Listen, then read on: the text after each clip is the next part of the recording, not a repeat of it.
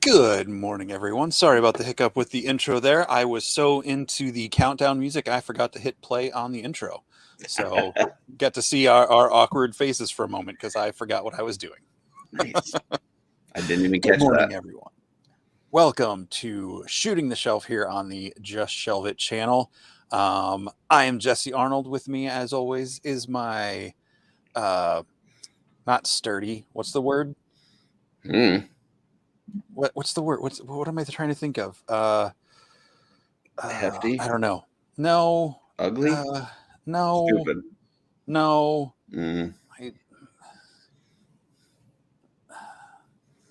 I don't know.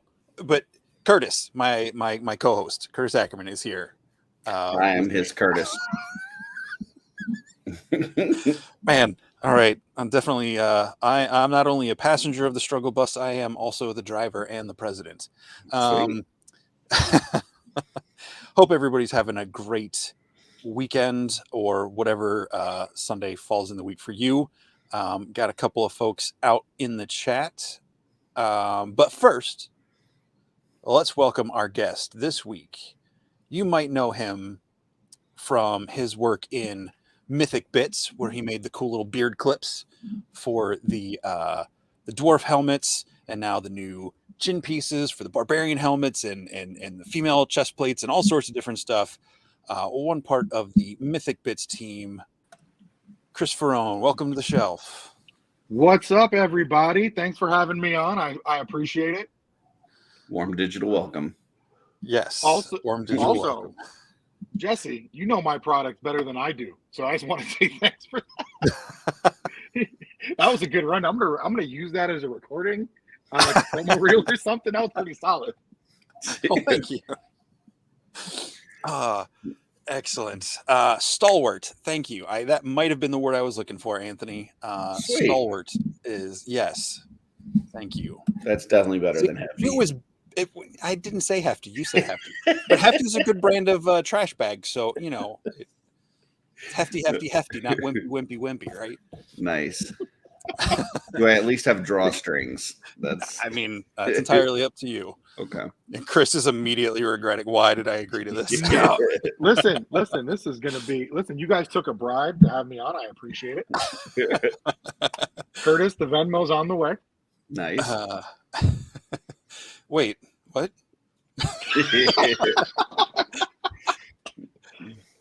Curtis said it's at Curtis Ackerman. Don't send to Jesse Venmo.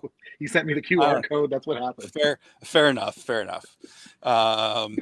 No, so we're gonna get into chatting with you with your collecting stuff. You know, what got you into mythics and doing all that stuff. But first, we've got our top of the show segment that we call Shelf Selections. Curtis, if you want to, can you access that? Or yeah, there you go.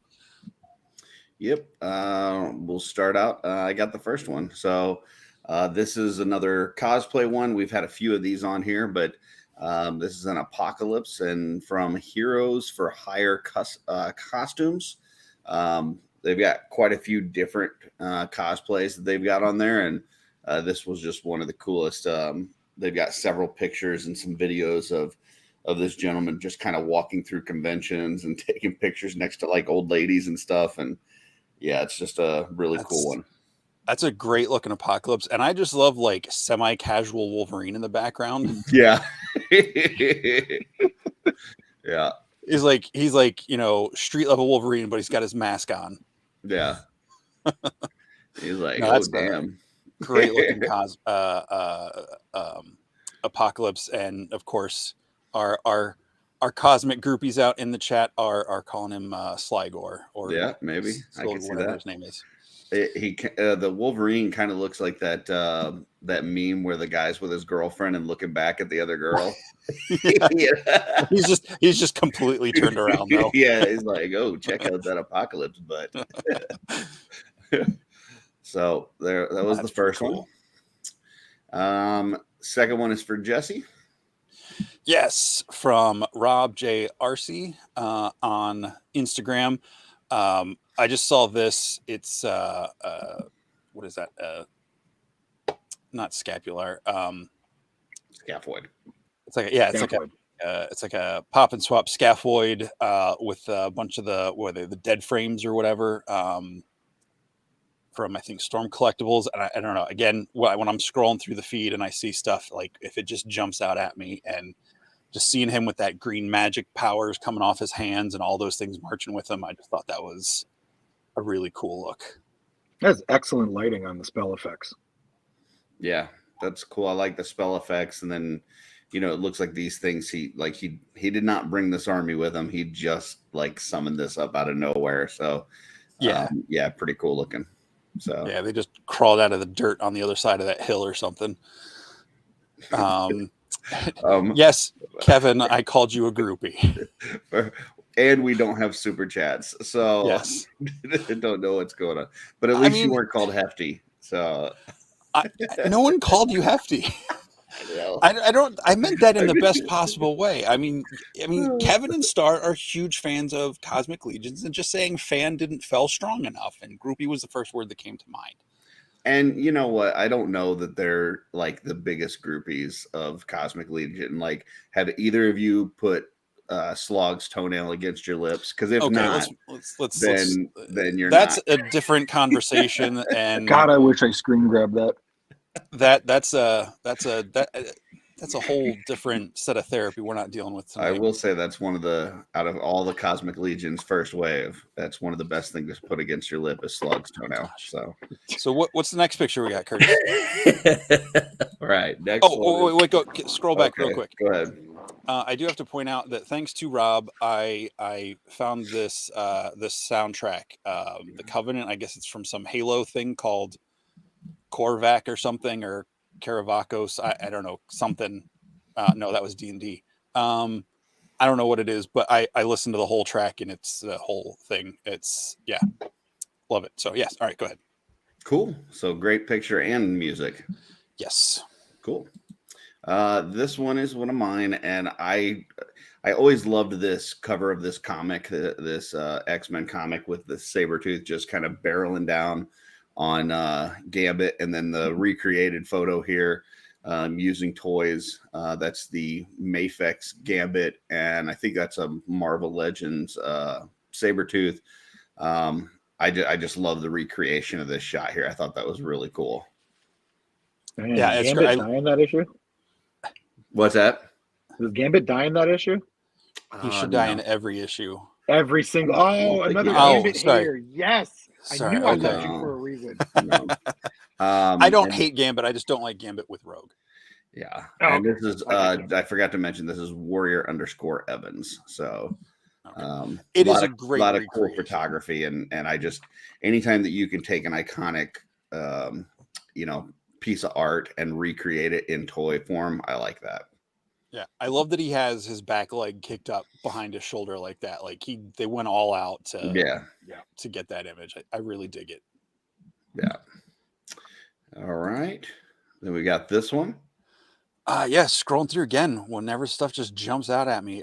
Katie Combs on Instagram. I don't remember this guy's name. I know he's the droid that comes with Cal Kestis in the Jedi Order games.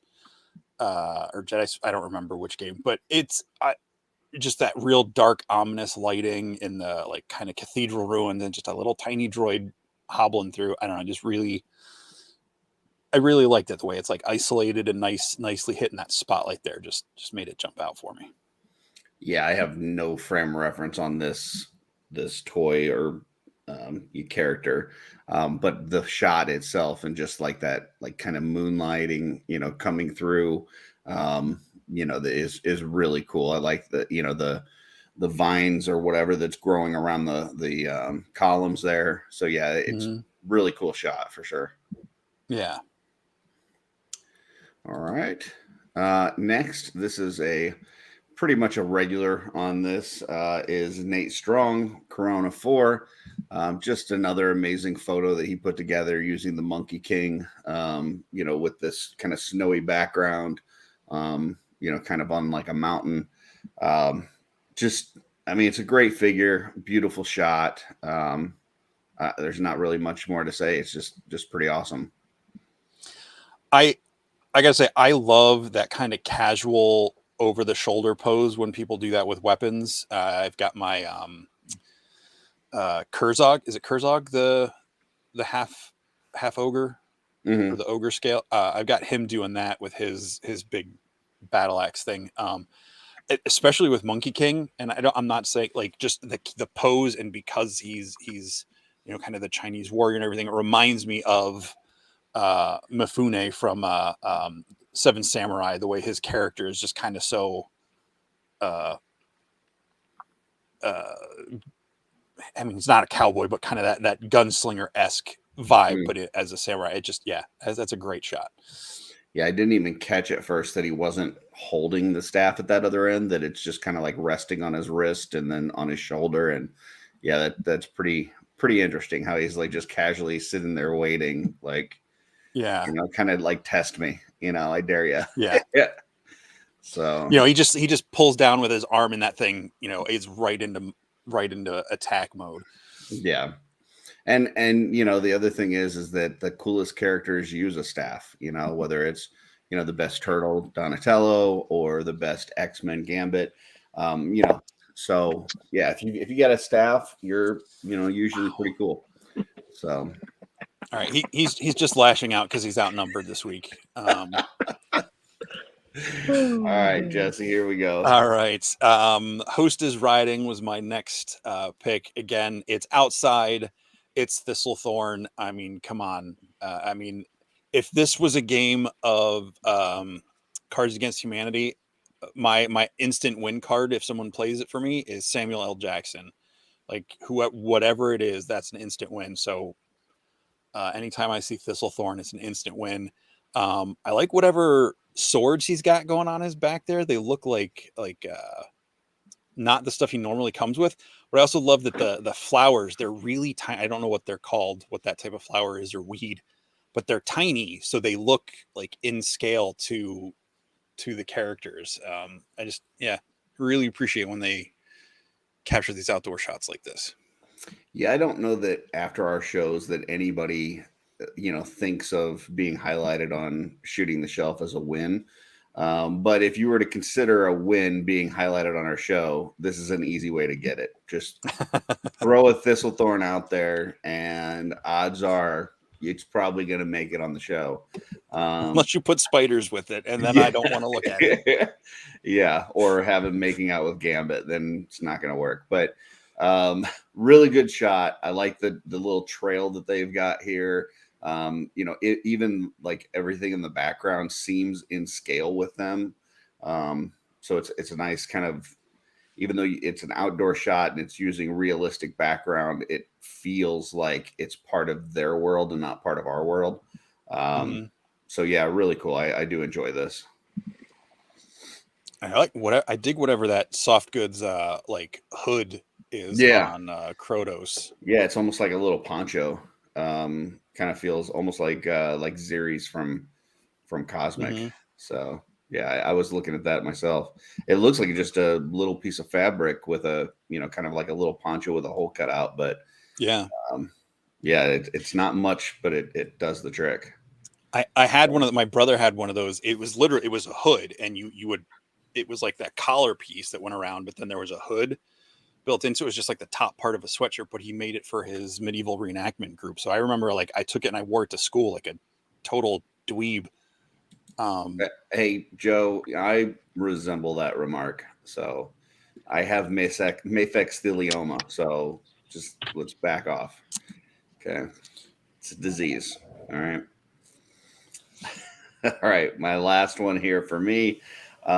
This is Gundamike, and like, I just absolutely love these. He's got some other things like some Gundams and stuff, but he basically takes these toys and like destroys them. Like, he, you know, cut out this hole in this Optimus Prime, and then, you know, put him on the ground, and then like built up some like clay around his legs and stuff, so it looked like he had been kind of stuck in the dirt for a while, and then put all this greenery and everything on it. And I think he called this like something like the final battle or the last battle or something. So I saw this one, and then I went looking through his Instagram, and then I saw this other one of Megatron, and you see him like just kind of down on one knee, and he's like holding like all the like the wires and stuff that like came out of his gut.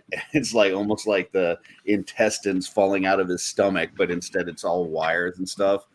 I just think this is so cool. I mean, to take a couple different toys and then, you know, make them into these sculpture works of art is pretty cool. I feel like I don't know if that's based on a comic cover or something of Prime like that, but I feel like I've seen that image before. Not this photograph, because this is awesome, but like as a drawing or a piece of artwork. I'm trying to see if I can find it, but the cool thing too is if you go through his Instagram, he like shows you the steps along the way. At least on the Optimus Prime, like it shows you, you know, him kind of cutting out the chest at first, and then, you know, putting him down in that pose on his knees, and then building up the clay around his legs and stuff. So it's really cool to kind of walk through that process as he was working on this. So, and what are those? What kind of figures are those? Are those masterpiece figures? I don't know. I'm not a big Transformers collector. I'm sure if you went and looked at his Instagram, you could tell just like from looking at the first pictures. But I don't know enough about Transformers to know. If it's not G1, I don't know what the hell it is. Okay. I just thought this was super cool. So that is very cool. Yeah. Yeah, and the Megatron holding his guts is great. Yeah. And then this is our final one. Toys and photography. Again, this is someone who I think, you know, is right up there, like top tier photographers, because at first I saw this as I was just looking on my phone, and I was just like, oh man, cool. Those are, oh crap, those are Mythic Legions. Like I thought this was like, I seriously thought this was like like someone had made like a mock-up, you know, for like a movie, you know, like a fake movie or something. Like this was some sort of, and I was like, nope, that's Boreas. Those are Dark Templars. That's amazing. Yeah, this is a cool shot. I mean, anytime that you put any regular Templars, Dark Templars, if you got Templars in it, I'm probably going to love it. I'm actually surprised this came from Jesse and not from me. So, but great shot. I love the like fog rolling in and stuff. And yeah, it's just really cool. It's like the dirt getting kicked up from the horse's hooves. Yeah, it's just such a, you got basically, I don't know if it's the same figure, like photographed 3 different times, or if it's just 3 different figures with like the accessories slightly changed, but it's awesome. Yeah, it's really cool. And that is it for shelf selections. Excellent. And then Trevor says there's an artist that paints giant overgrown rotting pop icons. So maybe that's where you saw it. Maybe. Yep. Maybe. Star, what hurts? What memories? Oh, probably Optimus from the movie getting killed. Gotcha. You could title that photo Hasbro Executive's Worst Decision. Yeah. I'm with you on that one. Cool, awesome. Cool. Very cool. Well, Kris, welcome to the shelf. Thanks for joining us tonight. The comments just caught me off guard. You're coming to us all the way from West Coast up in Washington State, correct? Yes, sir. Lake Stevens, Washington, about 30 miles north of Seattle. So still early for me. All right. So yeah, still early. So I don't know where I was going with that. Why was I going with that? You were at LegionsCon this past year, correct? I was at LegionsCon this past year. It was an absolute blast. That's probably one of the best times I've had at a nerd gathering in a little while. Awesome. Was that your first LegionsCon? That was my first LegionsCon. Yep. Okay. I don't know why I asked you that, because I know you were there and I talked to you. It's just I'm moderating my words for the show. He was the king of remote G-Con. Oh yes. Oh, that's right. Remote G-Con. There was. That was super fun. I mean, I missed most of it because I was asleep while we were using my phone, because I had my one of my table mates, my buddy Josh, who's like the greatest utility infielder ever, flew in to help me out with the table. We've been doing cons together for various other hobbies for almost 10 years now. So he flew in. He's always down for some East Coast food. Loves pizza and everything. Okay. California boy, but loves the East Coast food. He flew in. He got in. His plane landed at like 5 at Newark. And, you know, we were up late talking to everybody in the lobby, yada, yada, yada. So I literally put my head down at like 4:15 and had to wake back up at 4:45 to go grab him from the airport. Oh, gosh. Nice. So Okay. we run, grab them, scoop them. I think first thing that opened was Walmart. Went and grabbed that projector, got it set up. I thought I was going to be able to use my iPad, and for some reason it wasn't working. So I just called an audible and put my phone on it, which was it was fun explaining to my wife why she kept getting sent to voicemail all day. Oh no! So I slept I missed a bunch of the reveals. I mean, I showed back up for the reveal I needed to be there for, which was Conibus, right? That was the moonshot that I had been talking to everyone about. I think I might have talked Anthony Houseal and Giovanni Blyden's ear off about they're going to do a skeleton horse and they're going to do it. They're going to do it. They're going to put it on the table and just kind of lay it out there and say, gaze at it. And they totally did that, and it was awesome. Yeah, that was great seeing that reveal. Man, I'm so glad I woke back up for that. Excellent. And will you be at LegionsCon this year? We will. And if you ask me my table number, I won't know it off the top of my head. But Okay. we will be at LegionsCon. We got 2 booths, so it'll be same setup. It'll be MythicBits in one booth, kind of with the 3D prints and stuff. And then it'll be me and Giovanni sharing a table with our customers. Okay.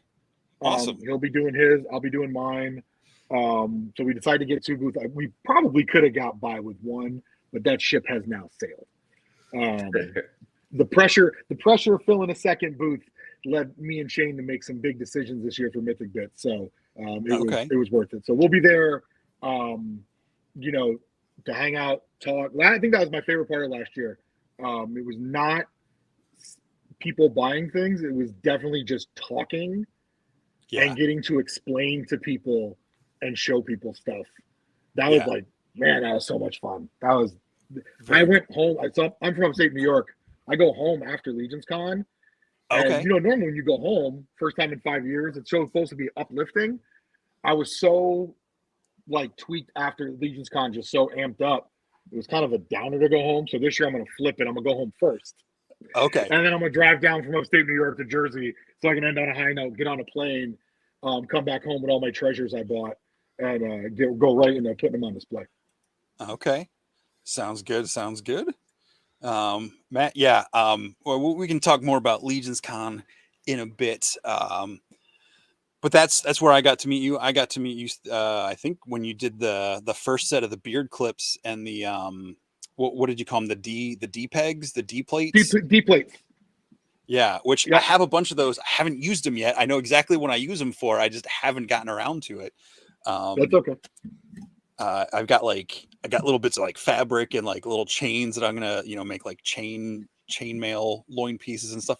I haven't done it yet. They're an odd. So that's the thing. They're good. Sorry, well, I was just gonna say I know what you mean, because it's like you get all these parts and then there's only so much time to put stuff together. So like one of the things that I got from Kris that I'm really excited to try is these like shoulder, like these pauldron adapters that you can like use like fodder pauldrons and put on them. I just haven't made a full custom since I got them, but I'm like, oh, these are going to be really cool. And then I just haven't done it yet. But, you know, you just kind of acquire these parts over the years. And then it's like, you know, finding a way to fit it in or where it's going to be and stuff. And, you know, plus I took like 2 months off of painting, which, you know, wasn't a good idea, but it's funny for us, the products you guys are talking about, the D plates and the S blades. We have never really sold them or promoted them because they're too small to charge people real money for them. Right? They're just so small and they're so niche. So what we've been trying to do is, someone buy some. Curtis was a special case because Curtis was giving me the full court. He was like, "Hey, I want you to finish these." So I was like, "All right, just for you, we'll finish these. Give me your feedback." But we have a whole line of that. So we have another set. They're blank forearms. They're literally just little skinny forearms you put on the forearm spot. So if you've got your McFarlane fodder or your Marvel Legends forearms, you can strip off the rubber parts, drill them out, and slide them over. But there's no way. So I keep making these new little parts, and I'm hoping one day there'll be enough parts to make a kit, and then call it a customizer's toolkit, and that'll be the actual product. Because for me, how do you charge people for D plates? Yeah, what you need to do is just have like an online store, and then have all this little like onesie twosie things that you normally wouldn't charge for by themselves. Have them at the checkout as like the impulse buy, just like they have at the grocery store, and it'd be like, okay, you're ready to check out. By the way, would you like to add this, and this for an extra $2? $5, whatever.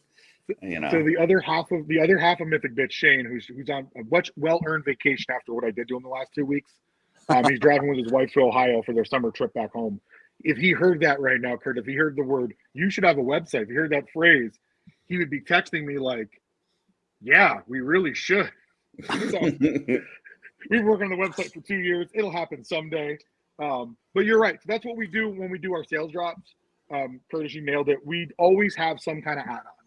We're always like, hey, this is the main product. This is the bundle we're selling, right? Clip beards, peg beards, whatever. The next one will be heads. For $5, do you want to add on this part we can't figure out how to market? Right. And here's a bunch of them. Yeah. And I'm gonna be honest, it's been going pretty well. Like every time we drop, we don't sell very often. We probably go twice a year, we'll have a drop. But every time we do, everyone's responses have been really good. Everyone seems to like the little uniqueness of what we're doing. So, and it's been fun. And the whole Mythic thing is fun. Another idea would be just like partnering up with some other vendors that have stuff like that. Like I know Anthony has those back adapters that he used for like flags and stuff. And I just discovered if you use one of those clamps for the old shields, like it pops right on there perfectly, and it'll hold a shield perfectly on somebody's back, rather than trying to fit it in a belt loop or trying to do something weird with it. And it's kind of, at a weird angle, like it pops on that back clip and it is just perfectly in the right spot on somebody's back if you want their shield, but I know what you mean. There's like some of these parts where it's like, man, this is just a little tiny plastic piece that goes in their back. I don't want people to go to my website just to buy this. And that's the thing. It's like, what do you charge for it, right? Like to get Shane to the post office, right? We've got to have a certain amount. And if you guys have bought from us before,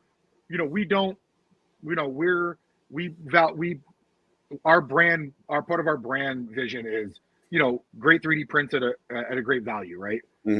But I can't send Shane to the post office for 3D plates for $5. Yeah. Can't do it. Right? Can't do it. So instead of doing it, we just find a way to work on it. But I think we're probably one part away. We've got blank forearms. We got the shoulder blades that Curtis had. We've got the D plates. I think I'm trying to figure out some blank lower legs where you could slip fodder over them. And I think those 4 things together in multiples could be a kit that, for like $20 shipped, someone could buy a kit of them. And then they'll have a couple parts to go play with and go mess around with, right? Because for me, I'm a fodder junkie. Like I'm a junkie. Like, I've got drawers of stripped down McFarlane DC, McFarlane Witcher, other parts. I missed the Lord of the Rings boat, but I got a little bit of that. But a lot of it's the new McFarlane stuff, which makes great fodder, right? Like I have drawers of it, and for Mythic Legions, just figuring out how do you attach it. Yeah. Like how can we attach it?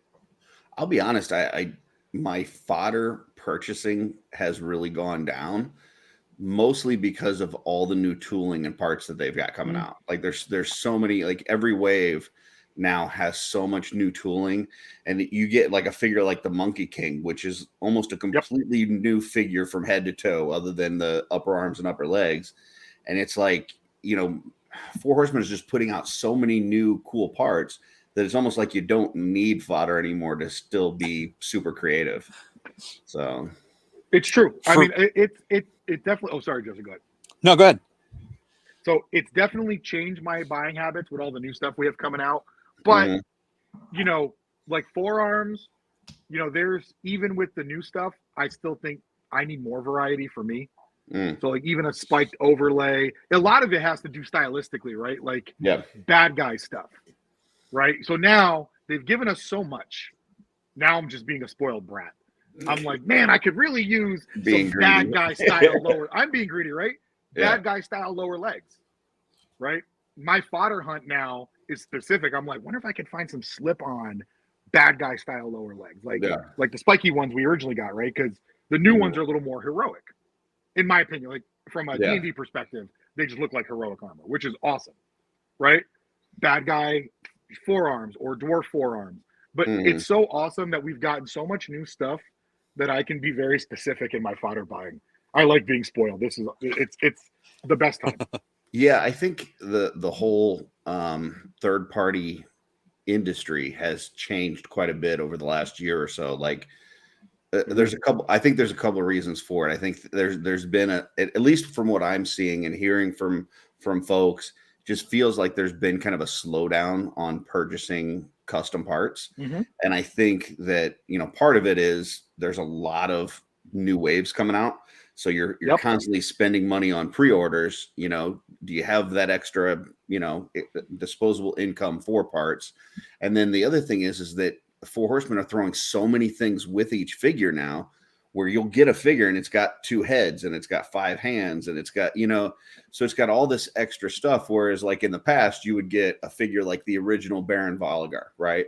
And it just came with a bucket head. And it's like, okay, I'm not going to just use a bucket head. So I need another head. I'm going to go to one of the customizers and buy a head, or one of the 3D parts companies, buy a head and paint it and put it on it. Well, now you get a knight and it's got a regular head, it's got a helmeted head, it's got, you know, then you got a heads pack, then you got a this and that, you know, so it's just, you know, I think the people that are still buying parts are mostly your army builder people. So, you know, just kind of, I don't know if you've kind of noticed that as somebody that's working in this industry, if that changes the way that you market things, you know, because like for me, I bought that Sir Elijah, and you were talking about the Necronominous wave and watching it last year. I saw that Sir Elijah, and I think I bought like 12 of them. I'm obviously not going to have 12 Sir Elijahs with the same head. So I'm going to need some Templar heads. And so, you know, people like me are those that you know, kind of have to go after. And is there something that you guys are doing to try to hit those army building folks? So I'll tell you, it's interesting. We haven't, our sales have been pretty consistent, right? Like, but if you look at the products we have, they're not, you know, like think about it. You've probably never seen me sell a head, right? This head sale will probably be the second time ever we've sold heads. Okay. Right? Because there's just a lot of heads out there. We have, God, I think we've got 12 or 15 heads that we own, paid for, had designed, never released. I'm like, whatever. I use them for me. Gotcha. But like the beards and the pegs, that's where I'm at. But I do think you're right. I think the landscape, well, two things are happening. One, so much product coming out. 2, right? People are back to traveling and doing everything they normally did. So the discretionary budget now goes to normal stuff, not just being cooped up in the house and wanting to look at your pretty toys, right? Yeah. I know my budget's changed, right? So the good thing is with 3D printing, especially with little stuff, and you know, I'll probably get yelled at for this by Houseal in about 10 seconds. The good news is there's a lot of room in the margins for 3D printing, right? So I think what you'll see is a shift in the landscape where a lot more bundling is going to happen. Gotcha. Where before, for $20, $25, maybe you got a head. Well, I think in the future you might get 2 heads for that price, right? You know, I saw Wolf King made a move where they're going to do their bargain stuff, which is awesome. Like $5 a part. I love that. That's a good move. When the big studios make a move, it frees up us little studios to make a move too, and do the same thing, right? Yeah. Like that to me is where the business is going to go. And if you look at the other places that do 3D parts, G.I. Joe, Marvel Legends, that's about where they're at, right? So I think that's going to change now. I do think Mythic Legions 3D printed parts are the design work from all the designers across the board is so much better than some of the other lines, only because we're dealing with non-IP stuff, right? You can only see so many Wolverine heads, right? You can only see so many, right? It's original. So I think there'll always be a premium on Mythic Legions 3D printed parts. I do think, though, we're hitting a spot where now a head may have sold 100 times in the past. Yeah. Right? That head may only sell 20 units now. Right? And you're in and out. And, for us, we participate. We do the action figure fusion stuff like everybody else, even though you would never know it because we don't sell it anywhere but the eBay store, right? Of all the stuff for that company, we only post the Egyptian stuff, and it's the only stuff we sell. It's the only stuff that repeats, and it doesn't even sell to Mythic Legions people. Shane ends up scaling those thing up for 1/6, and we sell it for 1/6 collectors, right? Yeah. So I think the landscape is shifting. I think more unique parts are what's needed. We're working on some new stuff. I think we're about to go into exploration mode as a 3D print industry, where I think you're going to see some more. And Sky, there's some other guy. So we're working on dioramas, which I'll show at some point tonight. But there's somebody else, and I cannot remember the guy's name. I really should. He just launched single figure dioramas. If you saw his stuff in the chat, I really would like to give his name a shout out.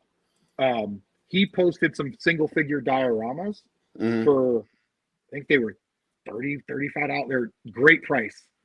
I think that's where we go next.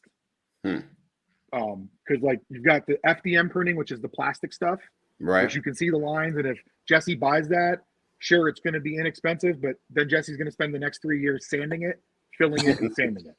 True. Jesse will not be spending 3 years sanding it. That's what I'm saying, right? The resin printing, the machines are bigger now. They can do more, right? And I think that diorama printing, it could be one of the next things, because if you look at resin, think about all the detail you can work into a head. Think about that scaled up for a. Anthony says it was Mark White. Thank you. Mark White did some great work, put that flag down on them single figure dios, and deserves his flowers for it. So go buy some from Mark White. I like what you said there about bundling and things like that, because the same way that you're talking about, like, you don't want to send Shane to the post office with one chest plate or two chest plates. I mean, as somebody buying these parts, I don't want to buy one chest plate or two chest plates and pay for shipping either. Like for instance, if I'm going to get something from Planetary Dog Toys and I know it's going to be shipping from overseas, I can't just go on their website and buy one head. I mean, I could, but I won't let myself. Like if I'm going to make a purchase and pay for shipping, I need to be able to kind of fill that basket with enough stuff that I go, okay, this makes it worth shipping this order. So I think there's a lot of intelligence in what you're saying with the bundling and stuff. So yeah, I mean, you should be able to go on, have a sale. Anyone that's bought from us knows I love bundles, right? You never get one. You didn't get one clip beard, you got the whole line, right? Right. All of it. You can get one face peg, you just got all the face pegs. Yeah. Right. We do that. That's intentional. We just don't stumble into that. We figure out how we're going to scale it up, produce it in a way to be able to do that, right? So we're still doing $30 per sale, right? You're just going to get enough parts to where you feel as the customer like you got value. Yeah. Right. And everyone still Shane goes to the post office. No one's going broke, and we're still doing okay, right? Because I mean, there's a certain, when you go to mail something at the post office, even if you're using, pirate ship or some other, form to save money, there's a certain amount of money that goes into just shipping a package. And then from there, it goes up based on weight. But the amount that it goes up based on weight is very minimal compared to the initial price of just shipping. Correct. So yeah, I mean, like it makes a lot more sense for me to buy one order of 10 parts than to place two orders across a couple months of 5 parts each, because now I'm paying double shipping, Exactly. And we figure out how much we can fit in a box, right? We're like, okay, this sale, I have Shane test. I was like, Shane, this is what I want to offer in the bundle. Can you stuff it in our $5 shipping box?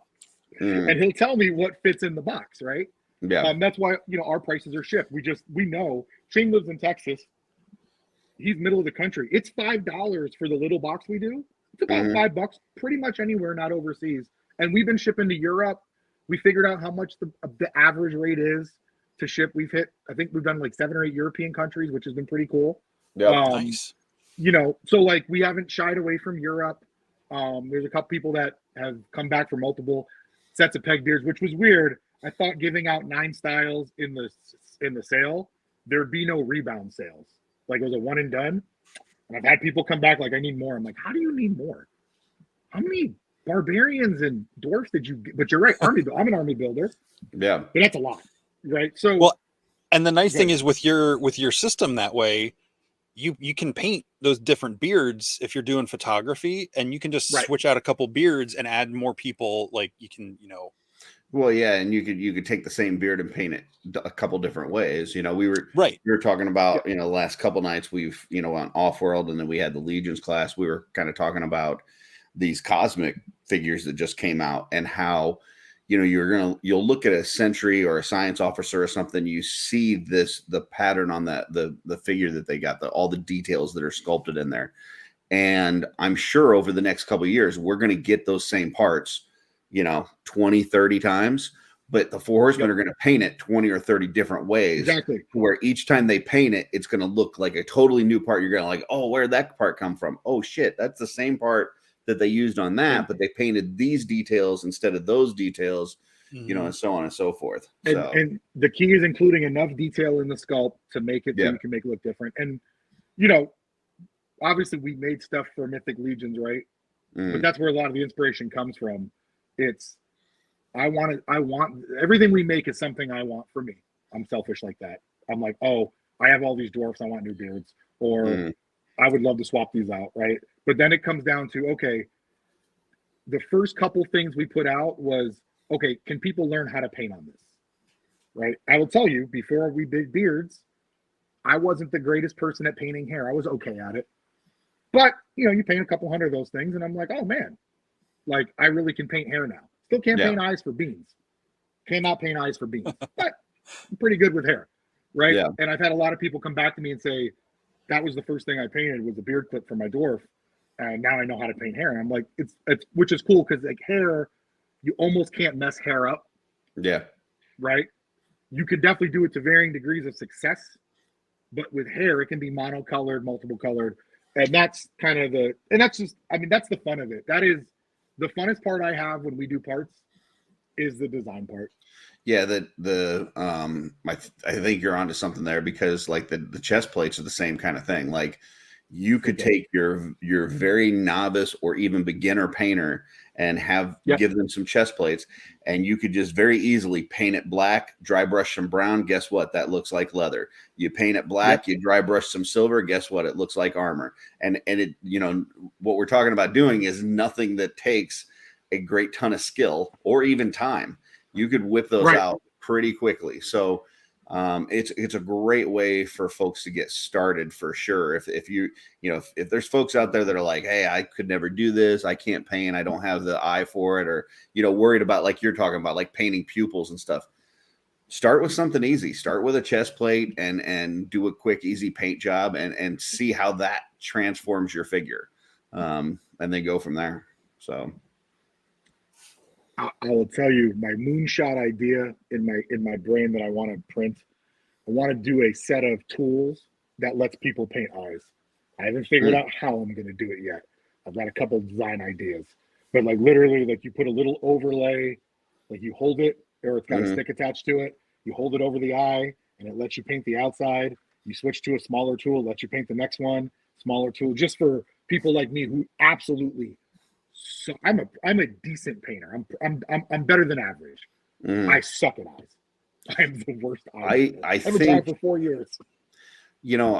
And I don't know. Maybe you'll come up with some idea. I know people have tried like the little slides, the water slides, for eyes and stuff. And I've seen some people have some success with that. I've seen some people use like Gundam markers, but I really think the best thing that you can do is just practice and get yourself a good magnifier and just keep going. I agree. And you get there. But yeah, if there was something that made it quick and easy, I'm sure there would be a lot of people that would be like, okay, let me. It may not be the best thing for them, but I would bet there would be a lot of people that at least try it. They may try and go, this isn't for me, but I'm sure there would be a lot of people that at least want to try it, just because, hell, even if you can paint eyes, if that makes it quicker or easier, may as well give it a whirl. So whatever it is would never replace the technique of a master eye painter, right? Yeah. But there's can a mechanical tool get it? Like, I'm thinking like a 3D stencil almost, right? Yeah. Can a mechanical tool get the user to a point where the eyes are passable, like where they're average, right? Yeah. And I see that with so like dry brushing, right? I love dry brushing, like I'm sure a lot of people do. When I use a regular brush, it does one thing. The makeup brushes help. I'm not saying the cost of them, but the makeup brush that's meant for applying that way definitely makes it a little bit better, a little easier. I can get the same effect either way by using a janky, ratty brush that I have or a makeup brush. One of those things, though, to me, at least personally, gets me to where I got to go a little faster and gives me more room for error. Gotcha. We got some disagreement going on in the chat where Matt says he finds it relaxing to paint eyes, and Anthony says no. So not to say this, that's cool. I don't know that I would myself find eye painting relaxing. What I will say is that I've definitely got more comfortable with it over the years, and it does help me when I'm doing that to block out everything else going on. So if I'm having a day where, I'm just feeling very ADHD and my brain's going, 100 different places at once, and I need to slow down and focus, eye painting is a good way to do that, because when you're focusing on painting a pupil, you cannot think about anything else, or you will definitely mess it up. See, I find for me, that's what airbrushing does for me. Oh yeah. Yeah, I love. I know it's cheating. I already know comments. It is cheating. I got the comments over it's here. Not cheating. 100%. It's 100% cheating. No, it is. First of all, if you're not cheating, you're not trying. Yeah, that's true. And it's 100%. Like for me, I use it for base coats, right? Base coating is what I use it for. It's faster, but it's not even that it's faster. I just find it relaxing to put on a pair of noise canceling headphones and sit there with it and miss things and just play with it. And like, I find it, for me, it's very relaxing to do that. Whereas once I start holding a piece, like it's the whole taking it apart, right? Like disassembling the entire figure, putting it on the little clips. And then I get excited because I'll mix a custom color and I'm like, oh, I cannot wait for this thing to look like factory paint. And then go, totally screw it up by doing something else to the detail work. But I think that I would really probably enjoy airbrushing, but I would despise with every fiber of my being the setup and the cleanup. I think those would be the things that it would be like, I just don't want to deal with it. Just give me my paintbrushes. I'm going to be honest with you. The cleanup is not that bad. I thought it was going to be bad. Here's the thing. It depends how much coloring you're doing. Like for me, I kind of plan it out, right? I'm like, all right, these two figures are going to be this color for base coat, right? It's all I use it for is base coating. And then, you disassemble your figures, which I would do if I was painting them anyway. I'd disassemble most of it, right? It's just a little bit extra disassembly. You put on the airbrush. I got my little exhaust station that's already like a pre-built one. You can just buy off Amazon. I get it in there and I go piece by piece, coat it, and you're in and out. You probably, if you use, like I use these, they're called Metal Colors by Vallejo airbrush paint. The coverage on these things, the opacity is nuts. Also great for dry brushing for anyone in the chat, but the opacity is nuts. I can knock out an entire figure fully base coated in under 15 minutes. That's cool. And I know, right? I would also like it for the color shift paints. I mean, I've done a little bit of the color shift paints, but I hear when you airbrush those on a glossy black, it's like totally different. So there's a whole cabinet of Black Knights that are waiting for their coat. Nice. But the Michael sells Golden Brand, their high flow paints are basically airbrush paints. Yeah. Their carbon black is an exact match for the Black Knight. Oh, same cool. gloss level, same glossiness. You're right though, Curtis. It goes on a little different when you do it with that airbrush. It just goes on a little more, you know, like, and it's the cool thing is for me, it doesn't change how long it takes me to make a custom. What it does is it allows me to spend more time on the detail work. Gotcha. Getting that base coat in means, because I only have X, we all have, Jesse, you got X amount of time in your day, right? So I'd rather spend more time on the stuff I'm not great at, or not even not great, the stuff that I know I have to pay attention to detail work, right? Like, I'm very annoyed by lines that don't, like, if there's a little step down, I want to paint the step down too. No one's going to see it but me. I want to paint the step down, right? I want it to all match up. So I know if I have a certain amount of time, I can save myself time on the big work, the base coat. I'll then go in and I'll just spend more time on the detail work, and I won't feel rushed. That's how I use it. It's just a tool. And then half the stuff I customize, you're right. Sometimes I'm like, do I really want to pour this paint in and clean it, or do I just want to take the dry brush and go? Yeah. I wanted to pull this up from Kevin. He says, tools to paint eyes, dry brushing, airbrushing. I can't on this episode. You know what, Kevin? There's no right way or wrong way. It's just whatever way works for you. I will say that your stuff has come out phenomenal lately. The stuff that you've been doing on Cosmic is amazing. Amazing. But you know, it's whatever the person is comfortable using. And you know, like, I've had people ask me about the paint on my thumb and stuff. It's like, that's what I do. It's not, I'm not trying to say somebody else needs to do it, but that's, you know, it helps me to get a fine point on my paintbrush, helps me to make sure I have the right consistency in the paint, helps me to make sure I've got it the right color.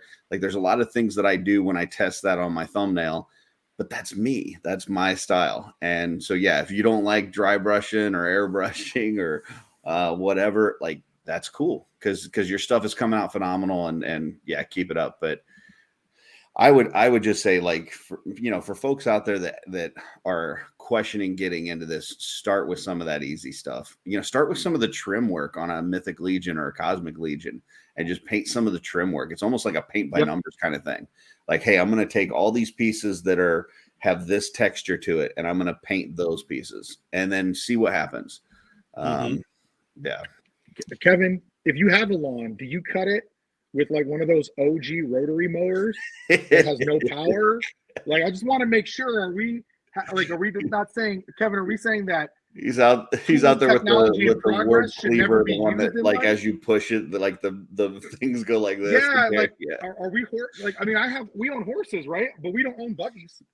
We just own the horses, not the buggies. We don't use them for transportation. I'm just wondering how that's usually my counter is, I'm like, yeah, like, you know, tools, right? Like, yeah.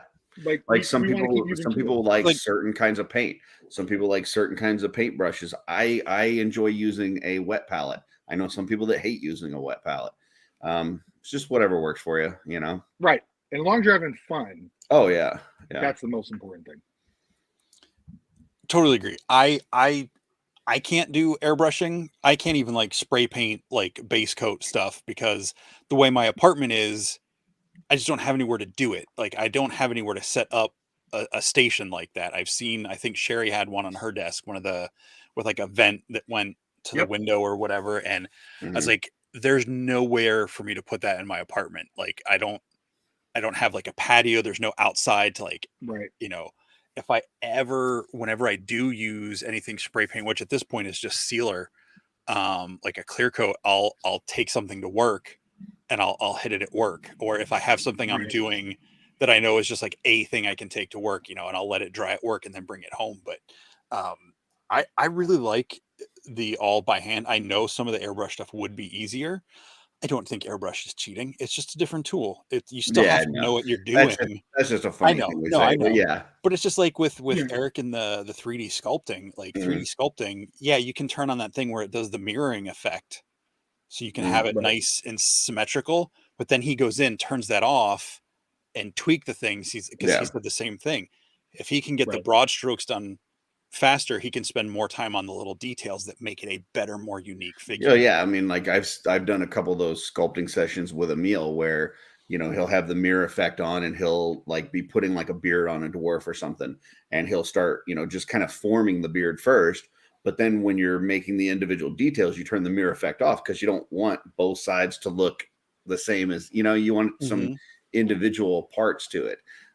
So yeah, it's just a tool. It's, you know, it's kind of I don't really want to get into this, but we've talked a little bit about AI and stuff. And if there are artists that are using it for their stuff and using it to enhance what they're already doing, it can be just a tool. But if you're using it for nefarious purposes, that's where it becomes a little bit of a problem. But yeah, I think, you know, they're just tools, and you just do whatever you are comfortable with.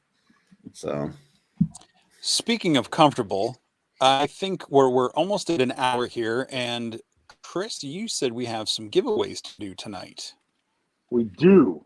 So let me take you guys on a little trip to the giveaway table so everyone can see what we're giving. Let's go. Let's see here. Back of the camera, we good? Everybody can see the desk? Okay. So I probably should have put a better light on. However, so what we're going to give away, so in July, we're going to have a MythicBits head sale. I have been yelled at by Shane for not offering all the heads we've paid for over the years and sculpted. So we're going to go do that this coming July. We're going to do 3 packs. And what we're going to do is, for this giveaway, we're going to give a couple people a preview of some of the heads that'll be available. So these are some of our more recent ones. This is awesome. Like an Eastern inspired dwarf. Okay. From the Forging Fist clan. Then we've got the Guardian Lion, the Chinese Guardian Lion, better known as the Foo Dog. So this one will come with a little bonus, open mouth and closed mouth. I don't think closed mouth, I'm sorry if you guys can't see that because I primed it in black. So I don't know if closed mouth's going to actually make the sale, but open mouth will. And then we've got our new head, which I cannot remember the name of. I should remember the name of. I think it's going to end up called the Constable at some point. We're going to give these away. And then here's painted samples. Don't make fun of me because I don't paint eyes. So there's the dwarf. And the hair, by the way, is swappable. So you can take the hair out. Okay. I'm going to try and do this with one hand. It's going to not go well for me. Oh, so it's got the top knot and then the... Yep, got the top knot and a ponytail. Awesome. And then there's the Foo Dog painted up. Very cool. That looks great. The new guy painted up. So those so much character in those. 2 of these bundles, and then someone to celebrate the Monkey King. We got a little monkey bundle. These are from Action Figure Fusion. We'll send someone a 3-pack of these. So that they'll go out. Shane is on vacation until July 10th. So give us a couple days after he gets back, and we will we'll send those out. And then while I'm over here, this is the other project. If you guys don't mind, so I don't have to get back up. No. So earlier I talked about what we were doing different. So LegionsCon this year, we are going to make this the year of the diorama to go with the year of the dwarf. So this is the roughest of rough prototypes. So anyone in the comments, please no judging. So what this is a modular tower. This will be held together completely differently by the time we're done. It'll have working doors. This stuff is just kind of put on there. It's hollow in the back. So anyone that does 3D printing knows the hollowing keeps the cost down, right? Plus, we really want to see these as facades. But the way this will work is you'll be able to buy it. It'll come with sections.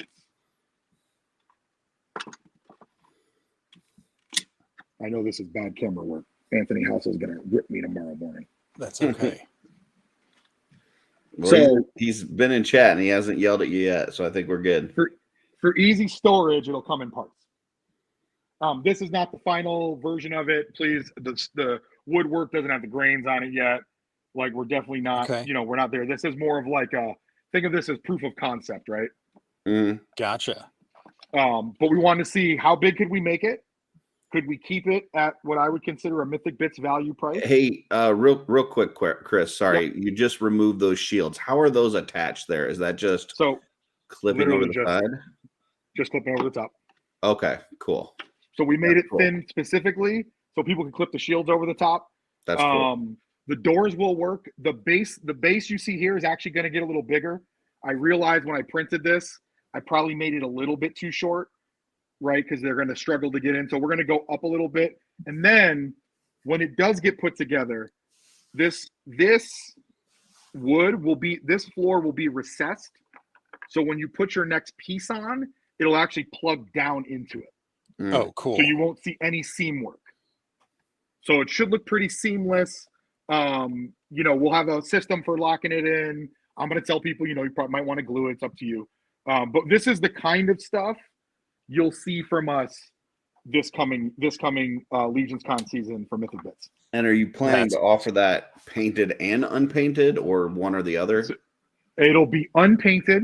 For me to do it painted, the price is going to be higher than I would like to charge people for stuff. Gotcha. So here's the goal, and I'll be pretty bold. I mean, don't hold me to exact, but our goal is to get the Night Tower out for under around $70 on the table. Like, you'll be able to come to LegionsCon, spend 70, get the base piece, the middle piece, and the topper. And then the middle section is duplicatable.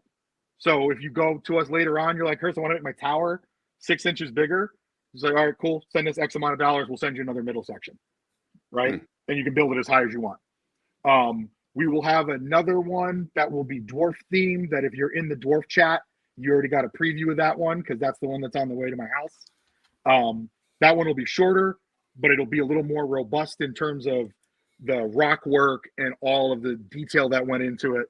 And then there will be a surprise one that we think we're going to be able to pull off pop and swap dioramas. So I know you said that the size wasn't completely done because you were going to do the door a little bit taller. But that 3 section that you just showed, approximately how tall is that currently? You're looking at when it's done. Currently, it's at 17 and a half. Okay. When it's done, it'll be a 19. Here's the cool thing, and I probably shouldn't have got up. If you didn't have the space, you could just pull the middle section out, put the door and the top piece on. Okay. And have a little guard post. Gotcha. So we see this as an ecosystem thing. So like the specifically the Night Tower, because it'll be easy to make walls for it, stuff like that, right? For like a castle keep. And again, this is not, FDM printing can do it differently, and you can get full circle tower. But again, those are, you'll spend your life sanding and bondoing and making the lines go away. You guys all buy 3D prints now, and when you go, what you guys saw in the chat, that's before any artist detailing, right? That's just us going to find someone, buying the file with the rights to it, like the rights to resell it, and just taking it and scaling it up and saying, okay, cool, now we know the concept works, let's trash that and let's build it from scratch. Yeah, right? I'm just thinking for like for me, I mean, obviously everything's in DTOFs. So like the full thing wouldn't fit in there, but what you're saying with, taking out the middle section and having it too, like that's kind of a cool idea, and that would fit in there great.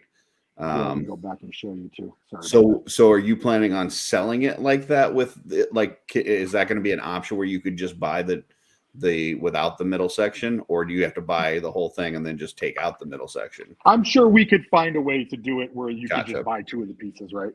But that would I'm just thinking for us DTOF guys, that right there looks really cool. Yeah, I mean, we can work something out for the DTOF guys. Again, it's in sections, so I would just adjust the price depending on what's missing on it. At LegionsCon, we'll see how creative we can get with the bundles. Yeah, because we have to. It's different when you're shipping stuff to a place and then I drive down with it, right? But there will be a couple painted ones at LegionsCon for display. And if you were there last year and saw the dwarf gate we made, you know that I'm not trying to go home with that thing. So we will take offers on. I hate to have y'all know I'm not trying to go home with that. Hold on. Having you get up and down, but can you do that again for a second? Hold on. Yeah, go ahead, sorry. Jesse. Let me run this giveaway. So Well, we got people let's take a look at this thing. Okay, go ahead. Run the giveaway. Let me get it going so people Okay. can start adding it in, so people can There we go. talk While while they're we're doing talking. that, Some while time. they're doing that, Okay. I'll give us. That'd be perfect because I need to turn on a better light. All right. The sun, Let the me sun went away on pull. me. So It's a tool in perfect delay here. time, Jesse. I appreciate that. Yes. I would we're like gonna to use- add, though, anybody that does get this, before you go throwing this on a Monkey King, look at your Monkey King first and just appreciate it for 10 seconds before you tear it apart. Okay. Well, and I wanted to say this when you brought that up on the show the other night, but before I'm going to come back to that. So we're going to start collecting comments. The hashtag is MythicBits. So go ahead in the chat if you're watching, MythicBits, and remember hashtag MythicBits. Yeah. Hashtag MythicBits. Otherwise, it won't collect. These will be going out somewhere like towards the middle of July, so it'll be mid to later July before you get them. Yep, and the first one will be the new heads pack, so we'll call it a 4-pack of heads. So it's the 4-pack of heads. It had the monk, the 2 food dogs, open and closed mouth, and the what do you call it? The and warden. We'll just call him the constable for now. Constable. Yeah, the warden, constable, whatever you guys want to call it. So go ahead. You know what? I'll let you guys name it. How about that? You guys name it. We'll circle back around to that. Let's see, Curtis. What did you want him to show? So like, okay, let's say you buy the thing with the 3 parts, and you use the shortened version, just the door and then the top. Can you put that middle section next to it, like as a standalone piece? Will it look? You absolutely could. So, Curtis, I'm glad you asked that question. Okay. So currently, the middle section is a little on the short side. However, we are going to be increasing the size of both the base and the middle section. So think of this. Let me grab a figure. So right now, that's probably too short for a back wall, right? Mm-hmm. But we're going to raise the middle section to be as tall as the gate is now. Right? Okay. So think of that as where the middle section will be. And then this is going to go up another 1.5 inches to accommodate, because like the door is barely 2. Yeah, it's just kind of like, it could be a little bigger, right? Just a little more scale. So we'll bump this up a little bit. We're going to bump this up a little bit. So this will probably be closer to 7.5 than it is to 6 right now, right? 7.5, 8. So you'll be able to use it as a wall. Now, the only thing is, there'll obviously be this little gap right here. Can't really solve for that and keep it, unless we make a dedicated wall section. But I think I know what you're like. You can use it as a background. Yeah, that's what I'm thinking. Like put it across the back of a DTOF and just have it go across the. Totally, 100%. And that's so if you look at the width we did on these, it's kind of just enough to hold a figure, right? Okay. That was intentional, right? Because because I had someone ask me when I showed them the prototype, they're like, "Why don't you just print a full tower?" And I'm like, "Because it's expensive. That's why." It's like it's a lot. But just keeping them hollow like this allows us, and they're still sturdy, right? They're not, I'm not saying go throw these against the ground. I know I said the word sturdy. Someone's going to get one and be like, "Oh, I threw it against the concrete." That's not what they're there for. It's really a front piece, right? That's what you're using it for, is to create that. It's just for like a background effect. Here's the thing. Honestly, guys, I just think that for resin printing, the detail ability is so incredible and the potential is so great that I just want to see if it can be done and what we can do with the medium. And if they no one wants them and they suck, that is what it is. But I think people spend a lot on the foam diorama. I mean, I spend a lot on foam dioramas. I don't have the time to make them anymore. And I will tell you, if anyone's ever painted rocks before and you don't know how to paint, you can really get down learning how to paint on rocks. Yeah, painting rocks. Get your primary, get your craft colors right. Your brown, your white, your gray, and your black. That's all you really need. You don't even need all that. Go get some apple barrel paint. You'll be fine. Oh, listen, that's a fun suggestion. Oh, bell tower topper. Yes, Anthony. I heard you. Yes, he's going to put it in public now. So he's trying to get me to commit to it in public. Okay. Because I'm picturing that like from season 2 of Mandalorian, when the Ahsoka episode, where it's like that long, like kind of a gong bell, like in between the posts over the doors. Yeah. All right. And I have some big dreams too, right? We want to, you know, spill the beans a little bit. We're trying to see if the capstone of this project could be a bridge where if you buy 2 sets, you get a walkway that connects the 2 together. Oh, that'd be cool. Right. Awesome. So then you got like your leader looking down on his horde of minions or horde of knights. Like, and the commanders are in the tower, the leader's in the middle, you know, all that stuff. It's all printable, and it's made possible because we bought, you know, last year when we did beer clips, you know, Shane and I didn't run and take a vacation. We just took the money and put it back into the business and said, hey, these new big printers are coming out. Let's buy one. And let's not just print heads on it. Let's go print some big stuff and see what we can do. And, you know, it's been a blast. Anthony, I have to give, listen, special thanks to Anthony, Giovanni. Those are 2 guys that every time I need feedback, they provide that feedback to me. You know, Maynard and Dan Tobin too. Just those guys are always good about that. Cool. Excellent. Well, I stalled long enough for you to get more interest. We are 2/3 of the viewers full. So I think we're going to call this one. Cool. We're gonna run this one. We've got 2 more giveaways throughout the rest of the show. We got another. It's another duplicate of this heads pack, right? Yep. And then we'll do monkey. We can do the monkeys in the middle. That's perfect. So if I can get my mouse to go over to my other screen. All right, here we go. You got. I'll give you 15 more seconds, people. 15 more seconds. MythicBits. Hashtag MythicBits. And you only have to do it once. It only counts you once. For the 4-head pack and the 4-head pack. This. I think that tower thing is really cool. Even as someone who likes making dios myself, like I want to get one of those because I love making just dios. The unique look of it, like it will give it. You go, all right, this is my Templar guard tower, or you know whatever. Right. That I can take my time and do more details on something else to have it have a visual different look. So, all right, I think that was totally. When I saw it, I was like Templar guard tower, like that's ideal. All right. The other thing I thought was, I don't know if you guys ever played the old game Crossbows and Catapults. It reminded me of that. Like you would build the castle and then you'd shoot the little catapults and stuff at it, trying to knock it down. I had a troll near it earlier for a shot, like with the stone on it. And then I was like, oh, wait a minute. If I leave this thing and walk away, what if it hits it before the show and it breaks the tower? I'm going to be so salty. All right, here we go. We're going to run our first giveaway from MythicBits. Look at those names fly. Anthony Houseal can't win. Oh, that's Stephanie Orkin. Congratulations. Stephanie, just shoot me on Messenger. There you go. Yes. So give me with your info on Messenger, and I'll get that out. Get a hold of Kris. Yep. And they can message you on Facebook Messenger or at MythicBits on Instagram. Correct? Okay. They super can. I think Stephanie follows our page, so appreciate that too. Okay. There you go. All right. So talked about some of that stuff. What back in time a little bit. Sure.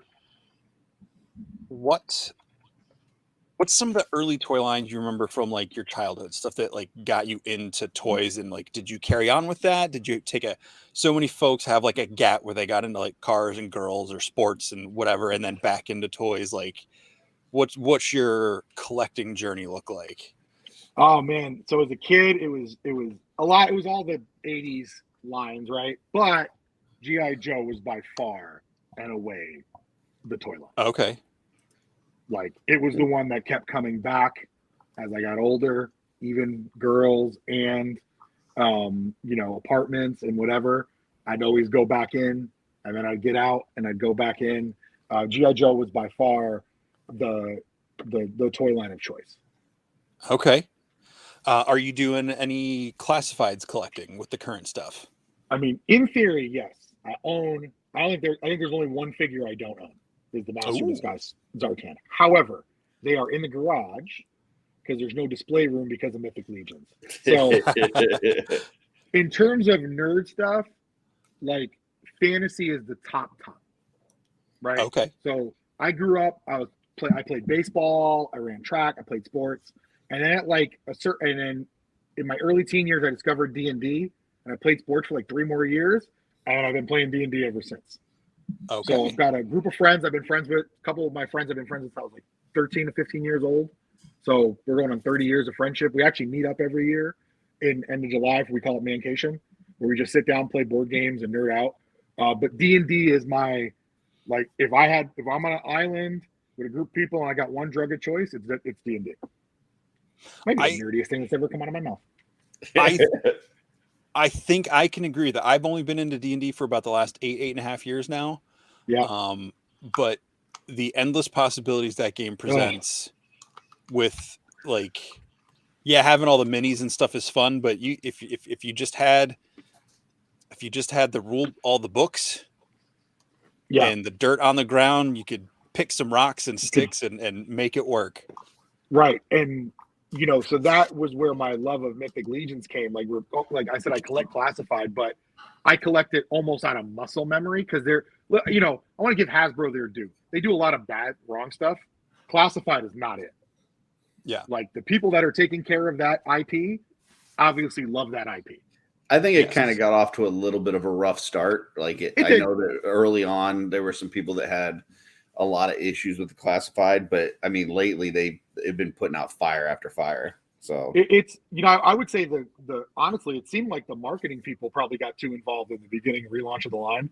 Yeah, those figures reeked of marketing people, right? Like, and there were details that weren't painted real well, and you know, things like that. Yeah. But like just the design of them, right? Even if they painted them great, the design with the bracers and all that techno garbage was like, but then they quickly figured out that's not where they went. When they did those original Viper Island releases at Target, I know sore subject for a lot of people, hard to find, blah, blah, blah, blah, blah, right? But man, though, from then on, it's been way more hits than misses on that line, right? From pretty much those first round of Vipers and Troopers on. Like the update to the OG Cobra Trooper, when I know they were exclusives, but man, those were awesome. Those are great figures. I remember loving G.I. Joe as a kid. I only had a couple. I would watch the show. It wasn't my favorite, but I liked the accessories. You know, like you get the guy that came with like the swim, the flippers or the skis or the snowshoe, like all those fun, like weird little unique pieces that no other toy lines had. You know, you always had like your weapon or two, but you have like the backpack and stuff gets snapped together. So when Classified came out, I was not one of the people that were bothered by the redesign. Like, I do think, especially Roadblock, the Amazon exclusive where he's got the big chain gun or the big Gatling gun, that's a big improvement. I didn't think the first release of him was bad, but it just wasn't good. It wasn't great. But the other one, I was like, oh man, he just feels better. But I get a lot of other people, especially, you know, guys in our age bracket that are very connected to the original property, like the new the tweaks and the adjustments they've been doing. So Hasbro, they've been for once listened to the audience and course corrected in a good way. Yeah, and so I've collected that line. It's in my garage. There's some on display. I was doing customs. It's funny, that's how I met one of my great Legion friends, Giovanni. We were doing G.I. Joe customs. We got stuck in a messenger group together, and I had just moved my house from an apartment to a house. The Legions were gone. They were in the garage. And, you know, like him and I connected over G.I. Joe, and we started talking about other stuff we do. Legions came up, and it was like a hard pivot. And that's about the time, I want to say that is about the time of Lithia? That year, I think it was a Lithia drop year. And, you know, I got the Arethyr wave. You know, I liked the updates. I thought it was really cool. I'm not a big fan of the Arethyr figure himself, but the rest of the wave I thought was really solid, right? Okay. But the Alithia reveal, I was done. All the other toy lines got dropped. My Marvel Legends collection got sold off. That's what funded LegionsCon last year. I sold all my Marvel Legends to a buddy of mine. Got rid of my other toy lines, other stuff I was doing. That Alithia wave was so much of to me, a quantum leap forward for Mythic Legions because we got new arms and legs. That was it. New limbs. Those fake cloth arms and legs. Oh yeah. Man, still can't get enough of them. I need more colors. I'd like to see some. I know, Curtis, you love knights, right? How cool would those be in pure white? That would be so nice. You don't have to worry about painting the joints.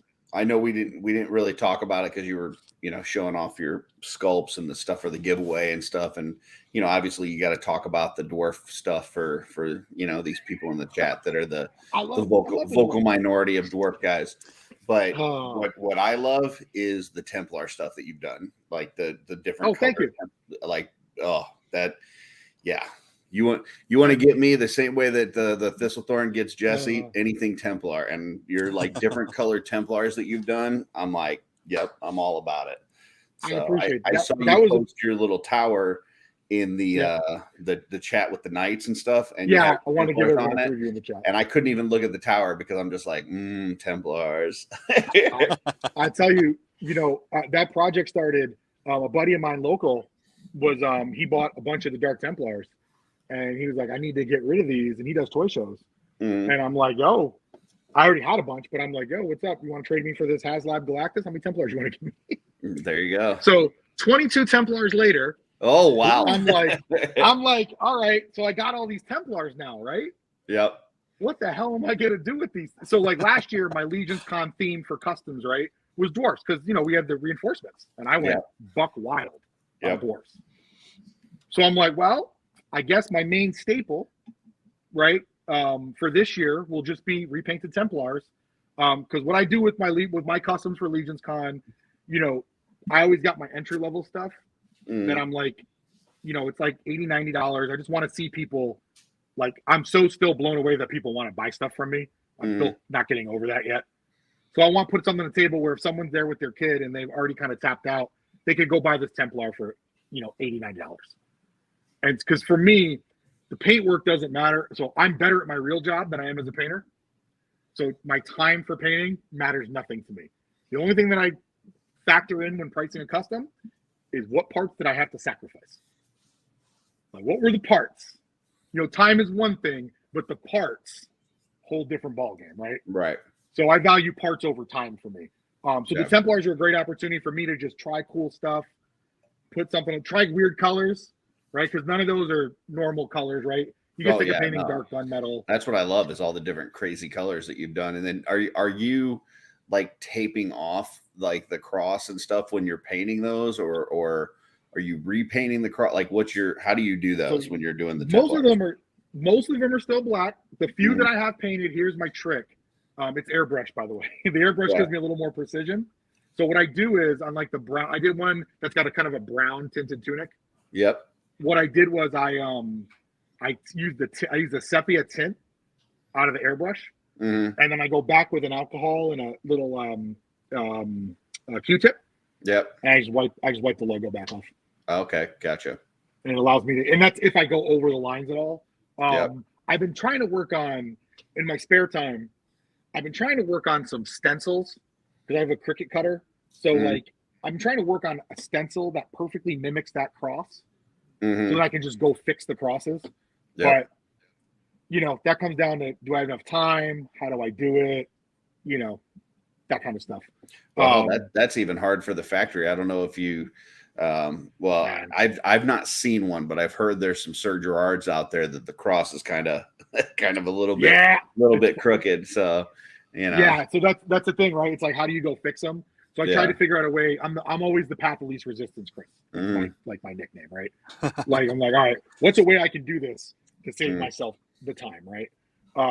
So that project's been fun because I'm like, I'll never get to, unless reinforcements comes back up. There's no way I'm going to be able to acquire a bunch of Mythic Legions cheap, right? Yeah. So I know what you mean about path of least resistance. I had a manager once tell me, he said, if you're ever putting a work team together, always have one lazy guy on the team because he's going to find the easiest way to do stuff. You know, It's true. Yeah. Like, and here's the thing: in my real job, right? Like, I'm a sales manager. I work a real like a career, right? Yep. Well, that takes up a lot of my mental energy. So when I get to hobby stuff, I'm like, all right, I've got it. Like most of my customs, when you see them on the table, none of them took more than 5 hours to make. Yeah. Maybe 6. Right. And I don't think my quality is bad by any means. I think I do pretty good. I think I'm a decent painter, pretty good painter. Concepts, I like my concepts, right? But I got this much time to go make a figure. That's the airbrushing, right? Yep. So the Templars were great because I'm like, well, I can leave the tunics black most of the time. Yep. So all I got to do now is just come up with some funky colors and then go paint the dots at my leisure. And that's been fun, like experimenting with a jade color. How is that going to look on the Templar? You know, will people think these are goofy because they're not all dark, right? You know, I would say the only ones that were a lot of work was the pearl. Anytime you're doing pearl white, it's an adventure and it's a journey. I mean, there is something goofy to like the different colored aspect of it, but that's what I like. I like the goofiness of it. I mean, it's just like I bought all these centuries. I was, you know, I've been talking about the 12-pack that I'm waiting for these come in, and I'm just planning on painting the trim in like colors for like clone troopers, you know, and I'm gonna have some that are green trim and some that are red trim and so on and so forth. And you know, it's just kind of fun. So, and my thoughts were like the Templars are kind of mercenaries for hire, right? That's kind of their backstory, right? They're like a little bit of a on the Dark Templars, the Dark Templars, correct, right? So I'm like, well, what if when they go work for other kingdoms, the requirement that what they do is they make sure their armor is colored in that kingdom's theme, but their tunic still stays Dark Templar. Yeah, that was my thought process, right? So you go work for a kingdom that's got blue and gold. That's your armor trim, right? To kind of match their troops or lead their troops, right? But you still rock your Dark Templar, your tunic, because then everyone knows this kingdom was able to hire these high-level mercenaries. I know that's like way too much backstory for customs, but that's kind of what my motivation was. That was like, I was like, that's what I want to do with these guys. They're like, it's like the Sir Gerards. I have a shelf of Sir Gerards. Hey, you can't beat a guy that loves trim. So I got a shelf of Sir Gerards, and I made them my own faction because it was funny. The Dark Templar came out, and I'm like, oh, that's cool. Let me buy some of these. Sir Gerard came out, and I'm like, damn, red and black is so much. I'm so Wolfpack, not classic NWO. Yeah. So I'm like, oh man, that red and black got me. And I was like, well, I'm just gonna get a whole bunch of these guys, and that's kind of my push and pull on that shelf, right? Is like I made those into an army builder, gave them just different heads really on my shelf, and they're their own faction called the Oathbreakers, right? Where they're a bunch of former Templars that broke their oath, but they're not necessarily bad guys because in my little world, the Templars got some problems. They broke off of the Aetheron faction. They get their own little shelf. Delphina's running them, but not necessarily, you know, the Aetheron Knights are the good knights, and the Templars are kind of the, you know, they're somewhere in the middle, right? They're going through that strife period. So, you know, it's weird. I know it's like a lot of that's my other favorite thing, D&D, right? It's like everything needs a backstory. No, that's, I think, one of the best things about customizing, at least for me personally, is when I'm working on stuff, even if it's heads I was painting for LegionsCon or ones I'm working on now, I may not go full bore on a full backstory, but when I'm painting, I'm like, all right, why am I choosing this color? Like, what's this guy's story? Like, some of it, you know, is informed by, like, I'm painting a goblin that's got, like, a tri-corner hat. It's like, okay, this is a pirate goblin. Like, that's there. But I'm trying to, like, think of those influences. So, like, I think... I mean, I've always loved telling stories, even before I got into D&D. I just think because I was not allowed to play in D&D as a kid, because the house I grew up in, it was one of those, like, you know, you don't go there kind of things. Right. But, like, it's so up my alley. And I think as a kid, if I would have found the right people to play with, I would have loved it back then. But, yeah, telling the stories is a large part why I even want to do customs. Like... That's it. When I started doing customs, it's like, I want to have this, I want to have that. And then it's like, oh, like my buddy Sean came, was like, oh, you could probably do your own table at LegionsCon. I was like, really? He's like, yeah. I was like, okay, I'm going to do it. And that's, I brought my customs last year. Like at first I was like, I just want to show these off. And you know, and it's cool seeing like for me, it's when I look at a custom, the paint is the third thing I look at. Like I look at the parts they used first because I want to see who sneaks in some rare parts. I'm like a parts junkie, like that guy from the Transformers movie. And then the second thing I look at, what's the concept? Like, what's the concept of it? And I give high marks for concept, even if the paint is, you know, because like, you know, there's different classes to painters, right? There's the folks in the community that can paint the Sistine Chapel every single time, right? And it is that good every single time. And then there's some people that the Sistine Chapel only happens once or twice a year, where you get the right paint, the right custom, and it's like boom, you know, and you know, but the concept for me is like really paramount. I just did that last week with the monkeys. I painted a bunch of monkeys up for Monkey King, and the first one was a Templar monkey, Dark Templar, you know, white monkey, right? Okay. It was the concept of like, okay, this whole the backstory was this Archmage came in. What am I gonna do with all these Monkey Kings? I bought a bunch of Monkey Kings for the armor because I want to make, you know, dwarfs, right? The new dwarf shins sold. That was easy sale. I think Curtis is going to clock out for this part of the conversation. Yeah, it's fine. So I'm listening, but I'm not.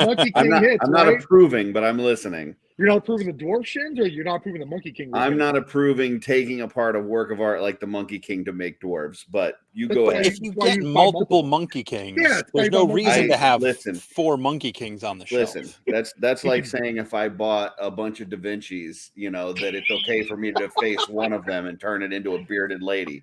Like that's listen, not, I get it. You know, if you can buy 4 original Mona Lisas, I'm just saying. You go for it. I was like, there's just something that hurts me inside every time I see a Monkey King torn apart and then have a you know something else put on it. But Curtis, is that why you didn't like my White Monkey Templar? I knew I missed the like from you. I don't know that I've liked anything that anybody's posted with a custom using Monkey King parts, because it just hurts my heart to see that taken apart. It really is. So I got all these. I plan on getting more, and I will take them apart for customs. I got to figure out what to do. Plus, they give you so many extra parts. You got to even just using the extra parts. Yeah. Right. Oh, these extra parts. I'm good. Yeah. Right. So I mean, you got an extra monkey head. Yep. You got extra feet, possibly hands, monkey feet if you want to use the sandals. Right. Extra hands. Yep. That's how the thing started. It was I opened one Monkey King. I got all these extra monkey parts. Can't display them. All right. Let's put them on a figure. And then the first thing is, let's make an albino monkey. Okay, well, what's his backstory? Well, his backstory is, instead of just being a monkey born, an archmage used the village, took over village to build his evil sorcerer tower. And at the end, everyone thought they were going to get off scot-free. And he's like, no. You guys are a bunch of monkeys. Like a barrel of monkey type of joke. And they just cursed them all, turned them into monkeys. And then that's... Speaking of monkeys... Okay, well, you know what? We're going to go on to our next. Here from Matt. What if it's a gray dwarf monk?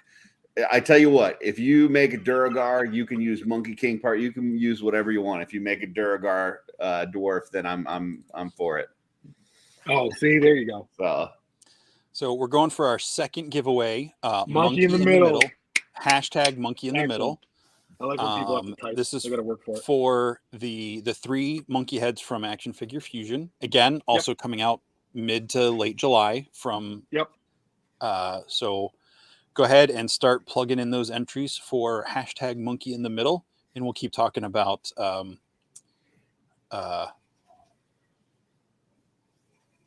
Monkey King being defaced. I get the Monkey King. So then I'm like, okay, I got the Templar assassin monkey, right? Yep. He's off on his own trying to figure out how to save his people.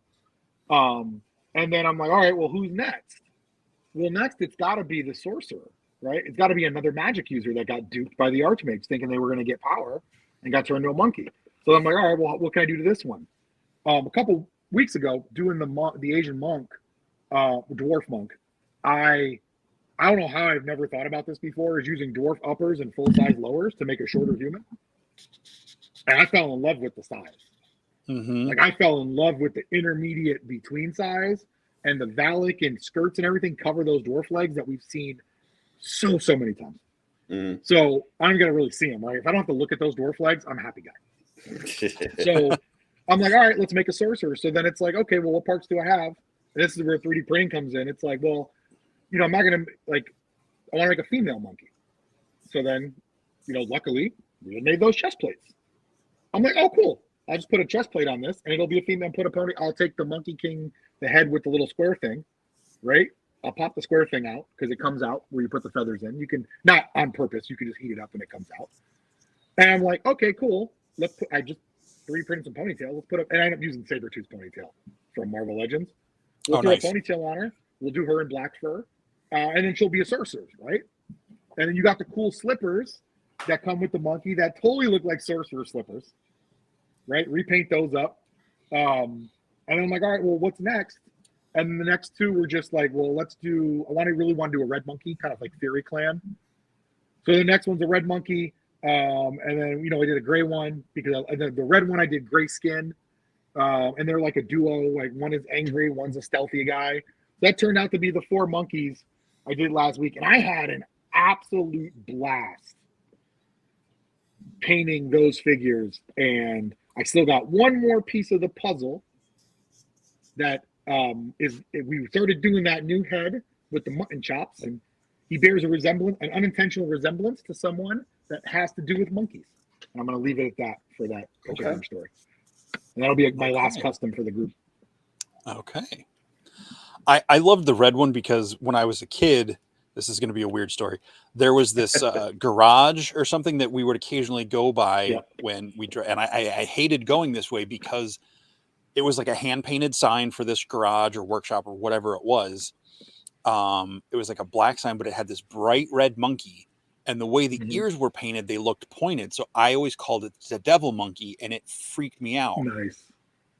It wasn't like a super realistic looking monkey, but like, you know, it was just enough that, you know, I've said before, if I'd see like a Inquirer at the grocery store, it said like blue voodoo devil, you know, haunts, you know, South American rainforest. Like I didn't sleep for a week because I was having nightmares about this thing. So anytime we drive by that monkey, you know, I'd freak out and would just be very hard to put. So when I saw yours, I was like, oh my gosh, I can see it and it's not freaking me out. I'm glad you enjoyed, and that was it. I don't know, man. Like it was like inspiration lightning. Not what I intend. I honestly intended to sell most of my extra monkey parts. I was going to be happy to make my terracotta, my stone fist, or my stone, my forging fist clan dwarfs with the new parts, and I was gonna be excited to do that. I still haven't made a dwarf. I made all the monkeys first, so the dwarf got made. When I saw the white furred monkey, my first thought was that's what my guess the retailer exclusive will be. Will probably be a white furred monkey would be my assumption. It would be dope. And I have to give a special thanks to Krampus. I painted a white Krampus for Christmas, and that was my foray into painting white fur. Okay. So if I never painted that Krampus, I would have never thought to do the monkey in white. Because, you know, white is like that color. I figured out, you know, the monkey came out. I did a light gray as the base, and I kind of turned white paint in almost a contrast consistency. And just kept going over the light gray until it turned white. It worked out. I mean, I think it worked out pretty good. I think the monkey looks pretty decent. Yeah. Yeah, it's a decent strategy. It just takes, you know, a lot of layers. It took me so long. Like a light gray with dry brushing to just really make the tips, like the edges of the fur and stuff would. Careful now. We don't want to really upset Kevin talking about dry brushing. So I mean, listen, I like to dry brush. Listen, you know what? I can't do the wet mixing that he does, and I don't get upset by that. So he can handle us talking about dry brush. There's certain. It's not like I'm going to kick him out of the chat or anything. There's certain parts that I see that I'm like, I've got to dry brush that. Like the faunus head. Like as soon as I saw that, I'm like, I've got to dry brush that. Like that. I've only got one in my collection, but I don't care because I need to see what this does when I dry brush it. The first thing I dry brushed that I think I really understood dry brushing, like the proper effect, was last year. My friend Douglas, who's, I don't know if he's still in, he was in Douglas Tupper. he wanted me to do a custom repaint of a Draylion, which I did not want to do for fear of customizing a Draylion and messing it up. And I was like, look, I can't replace this if I mess this up. Yeah. I mean, I've got a Nemetis. I can, swap out the body, but like the head and stuff. So, but like dry brushing the feathers and like the scales on that thing was so rewarding. Like that is some of the most fun I've ever had painting something. And I think, Kris, did we lose you, Kris? We might have. Okay. I know. I just did that. That lion head, the Hadar from Planetary Dog, and I used some wet blending, some wet brushing, and then some dry brushing. And I've never been kind of an animal critter kind of guy, but that was a lot of fun, and I really was happy with how it came out. So yeah, there's just certain things that you just, you see certain textures or certain details on a sculpt, and it's like, man, I just want to do, some certain technique to it. And yeah. All right. We'll give it another minute here on the, how many we at now? Monkey in the middle. We 10? are at 10. There are 24 people watching. Yeah. Let's get those in there, folks. Curtis, you will enjoy dry brushing the stone on this tower when we're finished with it. Yeah, stone was meant for dry brushing. I don't care what color it says. Douglas, I'm taking this as you're commenting on my painting of the Draylion.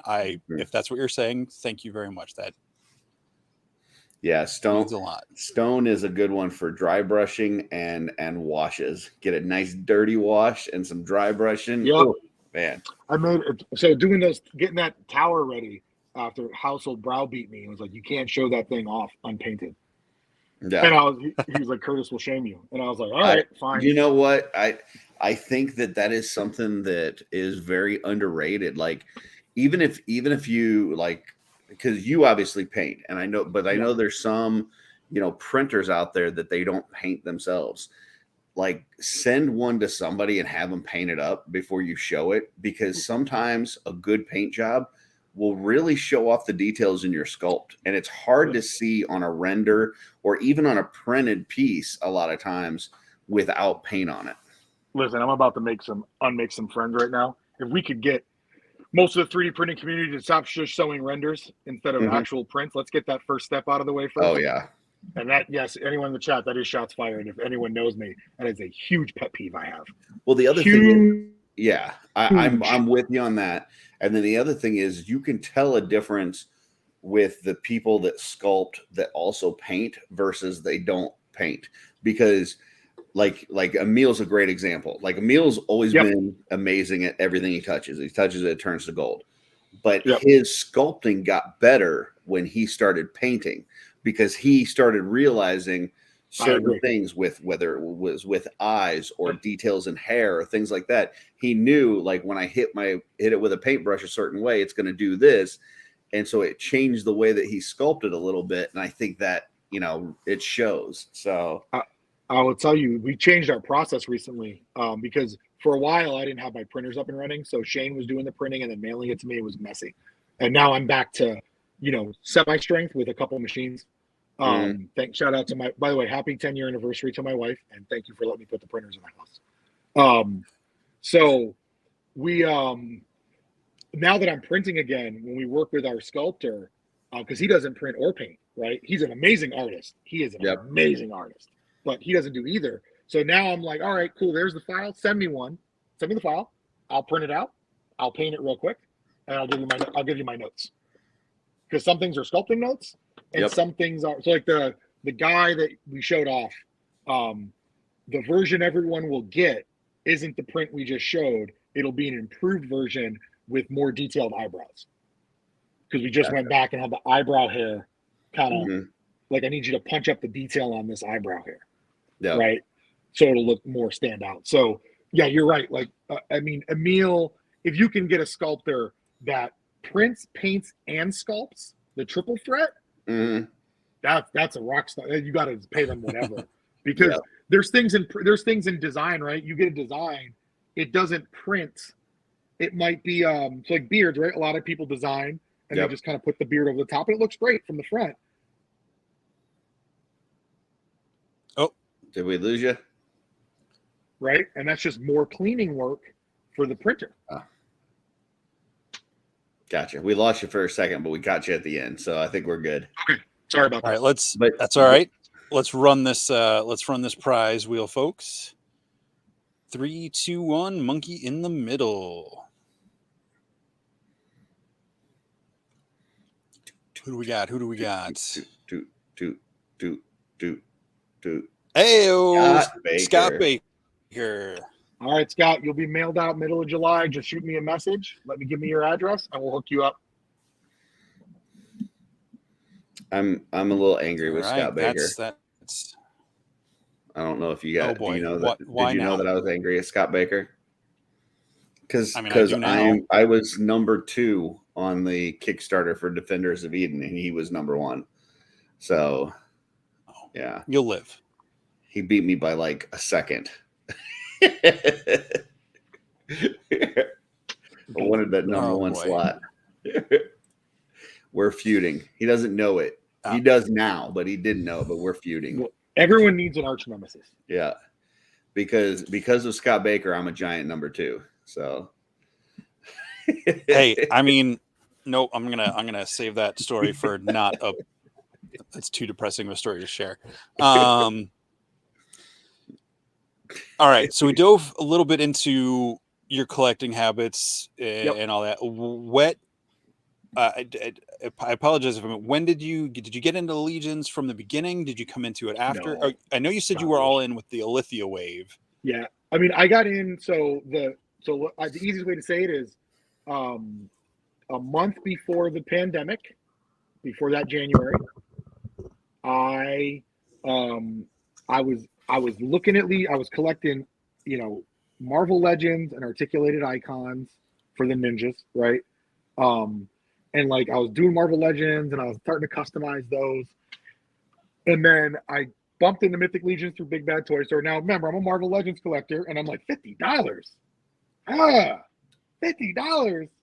Single jointed elbows. Not understand before Curtis yells, not understanding what the product line was, right? But I'm like, oh my God, fantasy toys though. Like, oh, this is like D&D come to action figure, right? Let's be honest, most fantasy toys sucked before Mythic Legions. They were not great. They just weren't solid, right? So I'm in Hawaii for work, chilling in the hotel, on my phone, join the Cabal. And like I see Patrick Dix is leaving Legions, and I think the running joke was for the 87th time. I didn't know who Patrick Dix was, but the deals were great. Like it was like $30 a figure if you bought a bunch of figure type of thing. Okay. So I went ham, and I was like, well, looks like I'm gonna try these mythical legions out. Didn't even say the names right. And just bought a bunch of stuff. The first thing I bought was a group of dwarfs because, come on, dwarf toys, that doesn't happen that often. It's funny, I used to like elves as a kid. And then as I got older and started hating Dritz more and fell in love with Brunner Battlehammer as a character, I switched to, 30 years old, I switched to dwarfs. He sent me my first lot from his, getting on a Mythic sale. I'm sorry, did you just say that you got a large Dix collection? Is that what I just? That was what I said. Okay. Whole bag of them. Gotcha. So the first figure I open is Joran Runeshaper. That's a good one. That was the first Mythic Legion. It was loose, but I take it out of the package. I'm open the package, and I see Joran, and that wasn't even the reason I bought the lot. It was for something else. And then I saw Joran, and I'm like, holy crap. He's pretty amazing, isn't he? I don't have that one, but that's one of the old ones I would probably go back and spend the money on. But you're anti-All-Star vote, so I know. I am very anti-All-Star because he'll pay $300 for it. He doesn't want to pay $37 for it in an All-Star. You are correct. So I got Joran. I got King Brahm and a bunch, and then I got a Goblin lot from him, and then I think the next figure that kind of blew me away was Gadriel and Hera. I got them together. Gadriel, did I say that right? Oh, Gadriel, yeah. And who? Gadriel, Hera Serpent Spire. Oh yeah, hair is amazing. Blew my doors off. I was like, if buttery skin was a paint, that is what she had. That paint job on that figure is just so smooth, right? Yeah. Like just those two figures, I was like, wow, this line is awesome. And then it was full in, then we moved, right? So, us giving up the apartment, moving to a house, kind of paused me a little bit. So I kind of missed some stuff in the middle. But, then that year, once the Mythics came back in the house and got put on bookcases, which this room started with 2 bookcases, and I got a couple shelves, and now we're at 6 bookcases, and I own all the real estate. Nice. Right. So I never got into the detox. I probably should have. My wife did not like the look of, my wife does not like glass. So I'm just stuck with giant bookcases. But in August, my journey continues. When we bought this house, the idea was we would turn the garage into mine. We have a 3-car garage, doesn't get used for anything. So we're going to wall off the 1-car bay, and that's going to be my Legions room. Nice. And then the 2-car bay will be 3D printers, all the other toys to make stuff. Awesome. So like that was my collecting journey for Legions. It was just that love of D&D. Like you play, Jesse, you get it. Mm-hmm. Like that love of D&D, and then how easy they are to paint, how easy they are to dye. I know dyeing doesn't happen that often, but you strip the paint off a Mythic Legion, that thing is white underneath. And it dyes better than any other toy on the market. It'll take that dye, right? The plastics they use, like I started customizing figures with some Marvel Legends, and I think I tried to do some McFarlane stuff, like add a wash to the first Gorilla Grodd they did, and like that gold, that really plasticky gold armor, and I was like, man, this just it's so cheap. But yeah, the Legion stuff is just it's just such a quality product all around. Even in Hasbro's lineup, you can see the difference when something's in house, right? So Joe's owned by Hasbro, right? No licensing fees. Right. The plastic on the G.I. Joes is much better than on Marvel Legends. Mm-hmm. It's much higher quality. You can tell because it takes dye. Or Black Series. Or Black Series, right? Like the plastic on Joe's is really good. It's really good. I know that sometimes the legs break. Everyone, we get it, right? But it's mass produced, right? But the quality on those figures is a step above their other lines. It really does rise above their other stuff. The only reason I think they price it where they price it is because Disney probably be pissed if their in-house line was cheaper. Yeah. Right? Because there's no licensing on that. They're saving at least 30% off the top.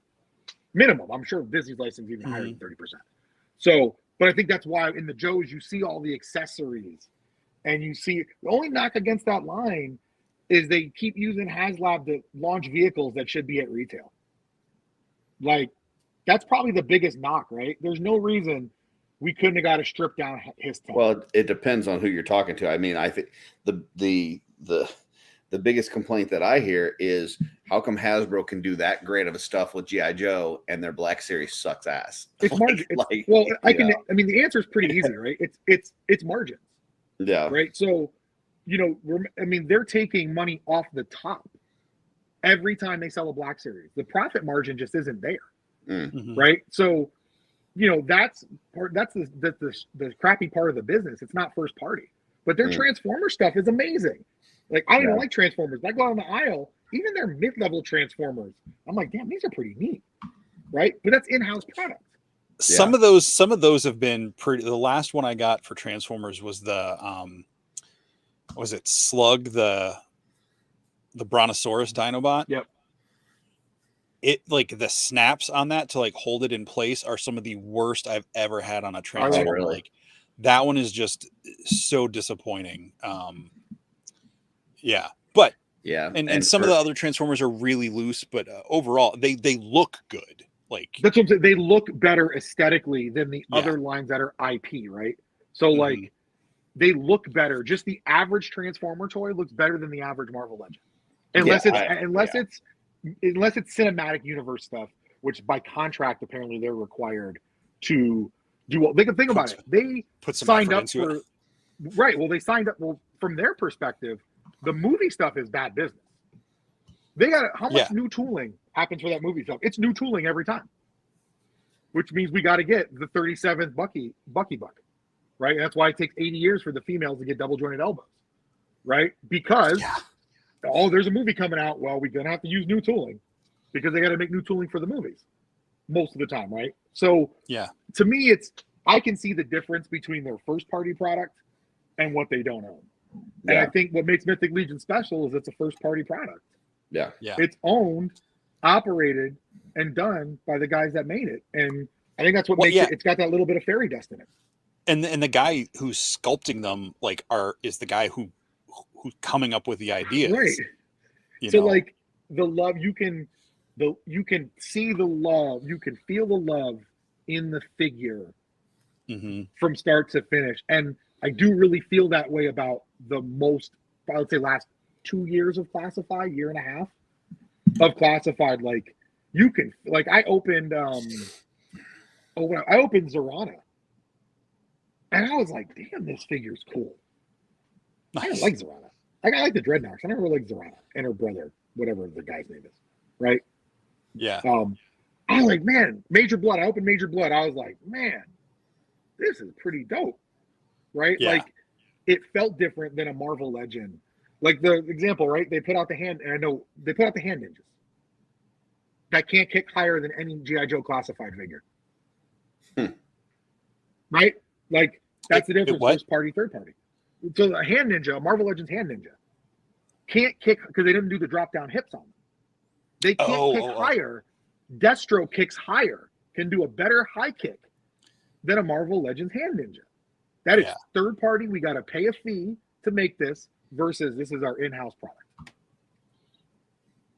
So, and I mean, it's obviously a thriving marketplace because there's a second toy line that's not G.I. Joe that, is its own independent thing, may or may not be drafting off the popularity of G.I. Joe, but it's its own thing, and that's a thriving toy line, right? The, what's it called? The Valverse.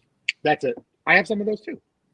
Like, the Valverse stuff is, obviously there's a room in that military sci-fi type of space. Yeah. Very cool. But no room in fantasy. Got all I need. Well, I had another question about Mythic Legions and kind of what you've been doing with the third-party vending and stuff. So, been hearing about this SISA, right? And for those out there that don't know what that is, can you give us a little insight on what that is, how one becomes a member? Is the first rule of it that you don't talk about it? It is not. What can you tell us? Okay, so at the risk of sounding at the risk of being hated by many people, SISA stands for Small Independent Studio Association. Houseal and I, Anthony Houseal, the king under the mountain, we talk a lot. We collaborate a lot on 3D projects. People don't know that because we don't really go out and run out and say we do that, but we share a lot of resources, right? We share the same sculptor a lot. He will do some stuff. He just literally put a prototype together for me in 3D Builder so everyone knows Kris can't make nothing. Kris relies on Shane Mann, the greatest partner anyone could ever have, and Shane is a technical marvel. When it comes to making stuff fit, those beard clips, Shane did that on the first try. That was a one and done. One prototype fit, snapped right in, right? He's good like that. That's his strength. Tiago, our artist we hire, great on the art side. Houseal can sculpt, also does a little bit of his own sculpting, but we share resources, right? So we were just joking one day, we came up with the name. SISA is like my utopia, right? Okay. It is a group of independent artists that share some resources together, are all contributing to the end goal of the project, and don't really get upset when someone else is successful with a project everyone worked on. So like the chest plates, right? The chest plates was a multi studio project, right? The Toy Forge, Noble Bear helped a little bit too. Like he was in there. We did that as it was just one of those things where I'm like, we could do this by ourselves. Shane and I could totally capable of doing this. Mm-hmm. But if we bring other people in and get other feedback, maybe we can make these fit just this much better. Maybe they'll snap in just a little bit better, because only, you know, I can't test everything. I don't have time. Yep. Right. Shane likes Mythic Legions. He owns a bunch of Mythic Legions, but he's not a toy guy like I am. Right. Mm-hmm. He likes the challenge of the design. He loves the challenge of it. Right. That's his passion. Right. And he loves ogre scale. I would be remiss if I didn't say he is an absolute crush on ogre scale stuff. Greg, you still listening? Greg loves it. God. Hey, every time we get something, you think this head will look good in ogre scale? Every time. Swear to, like, he does it on the side for people. People bring him side stuff all the time as commission work, and they'll say, hey, you own this head already. Can you scale it up for me? Sure, no problem. Okay. So SISA is the dream of having a bunch of smaller studios collaborate on some projects, work together, and then everyone kind of eats off those projects. So I did off the chest plate. We made the female chest plates. Yep. Right. Anthony did the gut. Right. All that's built off the same platform. And there'll be a time where Anthony makes a bundle that uses the female chest plate, and I'll make a bundle using the gut. And I know to some people that's kind of blasphemy, but to me, you know, some of my favorite stories in comics are crossovers. I love crossovers, especially when it's two small teams. So what's the blasphemy? The fact that you guys are working together? Yeah, there's collaboration to some folks is not. It's some people love competition. So do I. Okay. But some people love the competition, right? You don't talk to your competition. You give your secrets away. Like that's prevailing in any industry. Yeah. That's out there, right? To me, it is with certain people. Like I know. You know what I'm talking about, right? You understand where I'm coming from? Yeah, I know what you're saying. Like we did one of the sculpting sessions with Emil, and he talked about how, you know, he talks with Saba all the time. Now those are two companies that you would think are competing companies, you know, Planetary Dog Toy and Wolf King Customs, but they talk all the time and they share tips and techniques and things like that. So it sounds like that, you know, that's kind of the thing that you're doing. So if, let's say I'm in this world and I start up and I start sculpting, I start printing some parts, maybe I'm a small, you know, I can think off the top of my head, like Headhunter Customs or Brian C or somebody like that's doing some sculpting, doing a little printing, doing a little selling, and they wanted to kind of incorporate themselves with what you're doing. How does one go about doing that? Or is it even open to other? Yeah, so you just got to reach out and we got to come up with a project we all want to work on. Okay. Right. And it's really that, right? And if we're all going to put the work in, everyone's got to do something different with the toy or the piece, right? So, you know, we released the chest plate alpha free to everybody beginning of the year or in March, right? That was, we all agreed to do it. I probably and I want to talk about that too. So we'll go back to that. Listen, there was I get that.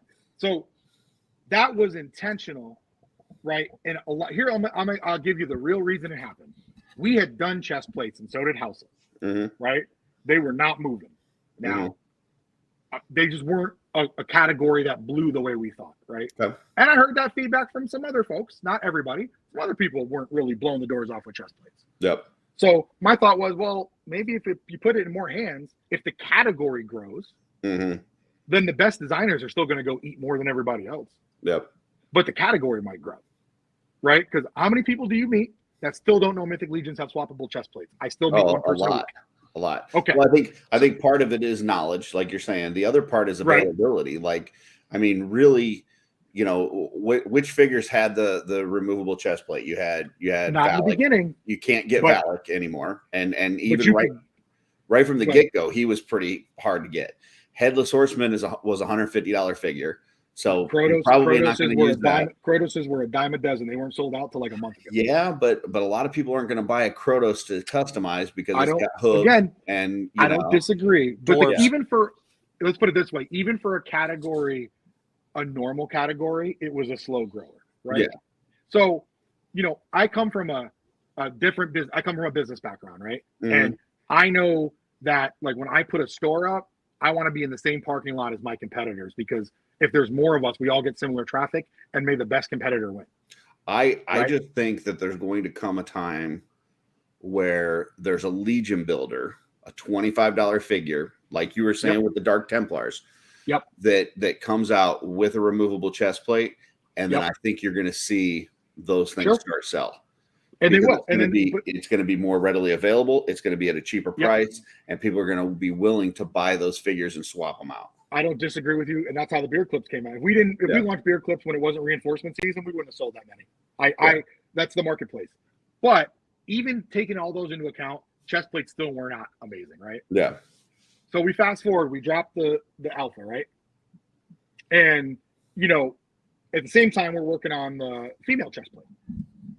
Mm-hmm. I'm not gonna lie, I sold almost as many female chest plates as I did clip beards on the first run.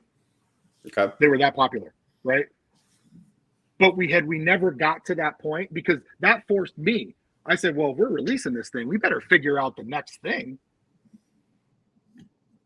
And Houseal and I were talking, and we talked about females and guts. Yeah. And I'm like, dude, like I was passionate about the female part. He was more passionate about the gut part. But it was that kinetic energy, that collaborative energy. Those two ideas came at the same time. Yeah. Right. And we were like, well, let's just do it together, and we'll share the resource. And I'll do mine first, and then I'll do mine this, and then you do your this. And then later we'll swap it around, and I'll use it for something and you'll use it for something. Mm-hmm. Right? That's shared resource. Now we don't share all our resources. Like Anthony isn't doing clip beards, right? But we share some. That's the SISA stuff is can we make it together? And also, when you got a bunch of people involved, things go faster. Prototyping goes so much faster. Much faster. Now, again, we don't have as many people. I know other places might have 3 or 4 people they're working with already, right? Because that's their in-house unit. It's just me and Shane. That's it. Right? So I got it. Good. I got it. Yeah. So that's here, let me throw out my 2 cents here, because I've got a big problem with putting out free files. And here's my problem. And it's not anything that's your control. This isn't something that is, a Kris Faraone problem. But here's my issue with it. I see way too many people thinking they can easily, quickly get into this game. Yep. And now all of a sudden there's free files out here, and I can just start printing from my kitchen with no safety equipment around the place where I prepare my food for my kids. And now all of a sudden you've got people doing unsafe things because working around this stuff is not something you want to mess with. If you don't have the proper safety procedures in place, and you end up with some parts that have some liquid resin inside that's going to leak out, or you have things like that, this could be like, you're talking seriously toxic stuff. So 100%. My problem with that is that I don't feel like the overall community has been educated enough on the needs for safety requirements around doing this stuff. So then when you throw this stuff out there and they see a Black Friday sale for a 3D printer, they're like, okay, let's go do this. And I think there needs to be, if you're a outfit that throws these files out in the community, I also think that you should do some sort of education piece, whether it's a video in the Cabal, a live stream, a post, on, hey, if you're going to be doing this stuff, here's some things you need to keep in mind. If you're not doing X, Y, and Z, you're putting yourself, your family, your pets, everybody at risk. That's the problem that I have, is that everybody thinks that they can just be all of a sudden be a printer, and there's more to it than that. So I agree with you. Believe it or not, if you look at the file we put up, if you're an outfit and you're going to buy your first 3D printer, that file is not going to do you any good, because it's just a blank piece of it. You can't sell it. You can't. It's just blank. There's no design on it. And that's the other thing too, is that this is not as important as the safety piece, but putting out a blank file that people are going to modify now also throws a bunch of kind of what I would consider mediocre pieces out into the market that are at a cheaper price, that undercut the artists that are putting a lot of time into making really good pieces. That's where I vehemently disagree. Okay. Because one, cheap 3D printed files that you actually can buy commercial rights to already exist. CG Trader, royalty-free license, average file price is $4. And these are done files. Yeah. These are done. Like you go cut a head hole in this thing, you got a head. And we still don't see that permeate throughout our community. Now it might happen in other communities. Our community, and I'm not talking about you jack the file off Thingiverse when you know you weren't supposed to do that for commercial use. I've seen some people put out stuff like the Jason Rodriguez stuff and put some out that didn't know how to print or didn't know how to do certain things. Sure. And it comes out like I'll see Anthony have a certain file for sale, and I'll see somebody else have the same exact piece for sale at cheaper than Anthony's. But if you don't know, if you haven't bought pieces from both, you don't know that the one you get from Anthony is going to be a finished product that's going to be in good shape. Whereas this one here, you're going to need to do some sanding. You're going to need to do this and that. It's not going to be perfect. I don't disagree with that. Yeah. But it's not, to me, that's okay. Here's the thing. One, if you look at all the people 3D printing, that's in the minority. That is not more than 50%, not even close, that are putting out bad quality. Now, there are some bad quality printers running out there. I believe in the free market. That shit will take care of itself. Oh, sorry. I didn't mean to swear. I don't want to get you guys deep. No. We're not monetized. This is a good debate. I love this. The problem that I have is that the entry to get into this arena is becoming so cheap. It's becoming, compared to years ago. I'm not saying that you can go out and buy a 3D printer for $50, but I guarantee this November there's going to be some Black Friday 3D printers people are going to look at it and go, man, I should probably get into this. And that's fine if you do, but just know what you're getting into and make sure. But I mean, to me, that's a store thing. Like, one, knowledge is power. If you get bad prints from someone and you reach out to them and they don't replace them. So I see these posts a lot in the Cabal. So-and-so sent me a bad print, blah, blah, blah. One, I tell people, reach out directly to the printer. I am sure a print has left the MythicBits warehouse with a line in it somewhere, or a layer line. Hold on, let me get there. But I've seen some where the part's broken and you've got resin pouring out. I guarantee you haven't put out a part like that. Okay, I'm not going to guarantee anything in life. I'm sure if we did, it was a complete absolute mistake. I don't think we have. But that's experience, right? Yeah. But that's going to happen anyway. And I don't think a file every now and then, especially depends on the files you put out there. So the one we put out, it was very specific. A blank chest plate, you got to go hire a designer to design on it. If you can't design, now I know one person who shall not be named tried to sell the blanks for like $2. I've never seen a post from it again. I don't think that person was very successful, right? Yeah. And that, obviously, when I saw that, my heart broke a little bit. I'm not stupid. My heart broke a little bit. I was like, man, you're going to take a good thing and screw it up. But I'm not. But the same week that happened, somebody whose name I cannot remember designed his own chest plate on there, right? Because he couldn't figure out the technical fit, but the art was great, and he gave them away for free at Toyland. Gave them away. Printed them, designed his own artwork. Wasn't because, like, we're talking about a technical piece. We gave away a very specific technical piece. To get that thing to fit, you got to have some technical skill. Our designer, our artist, couldn't make that thing fit. That's a shame job, right? But I don't want to not see art because they lack the technical skill. I get it. I want to help that artist reach up. I want to help pull them up with my resources and say, yeah, and he came, it was a cool, and here's the thing, he gave it away for free on purpose. He's like, that was him doing that, erased the other bad thing out of my brain. I get it. And let me pull up this comment real quick. That's from Christopher McCall. Let the consumer decide what they want to buy. Normally, I am completely for free market. Let the consumer know what they want to buy. The problem with this arena is that people don't know. And so I've seen stuff where people will get a print from somebody and they'll go, oh, it feels like it's wet, or it feels like it's got, and the printer just told me, hey, go throw it out in the sun for a little bit. No, get it right.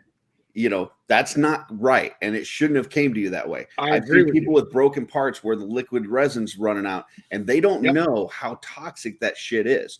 So I agree. letting the consumer decide, I'm all for it, as long as the consumer is educated. And in this arena, I just don't know that everybody in the Cabal or in customizing in general understands the dangers with these things if you don't do it the right way. So here's the thing. I don't disagree. Sorry, go ahead, Jesse. I'm gonna just while we're talking, I'm gonna throw this up. The last giveaway.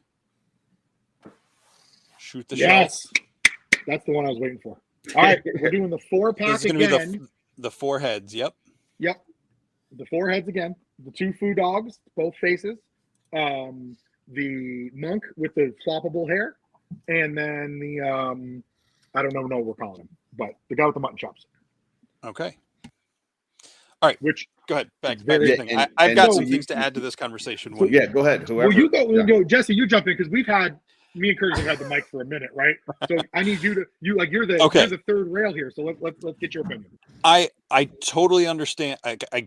I'm not a printer. Like, I don't know that side, but I have a friend who is a printer for Star Wars stuff. So I get he got into it. He was responsible. He looked up how to do it. He's got like a whole room set up for it. It's not in the kitchen. But I totally understand what you're both saying, and I agree with you in parts. But like,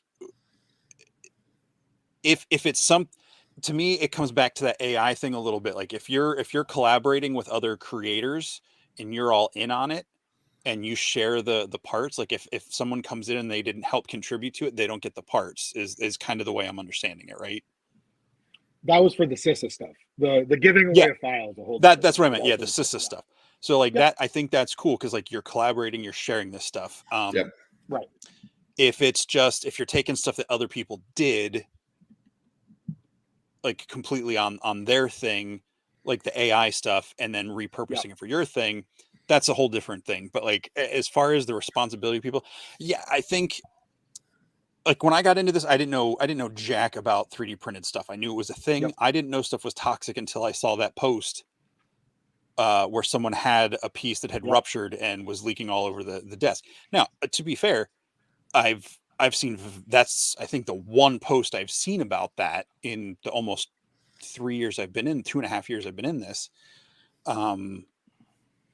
And you know, I think I don't know, I haven't looked at everybody's page, but I think, you know, the people that are selling the parts should have like disclaimers on there. I think that's as much on the parts sellers to like you're saying, Curtis, to do it right, to make sure they don't send a piece that's not fully cured or not ready to go.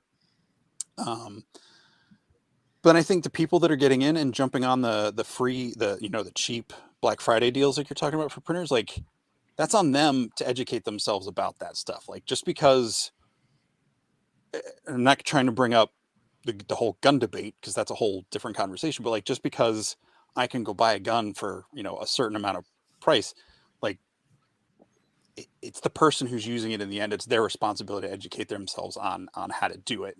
And I get what you're saying.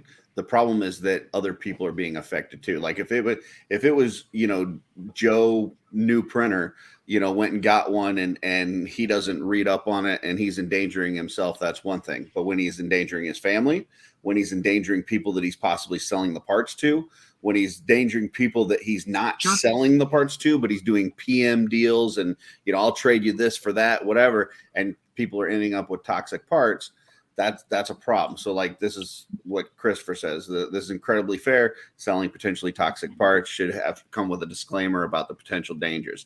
This is all I'm saying. Just like educate the people.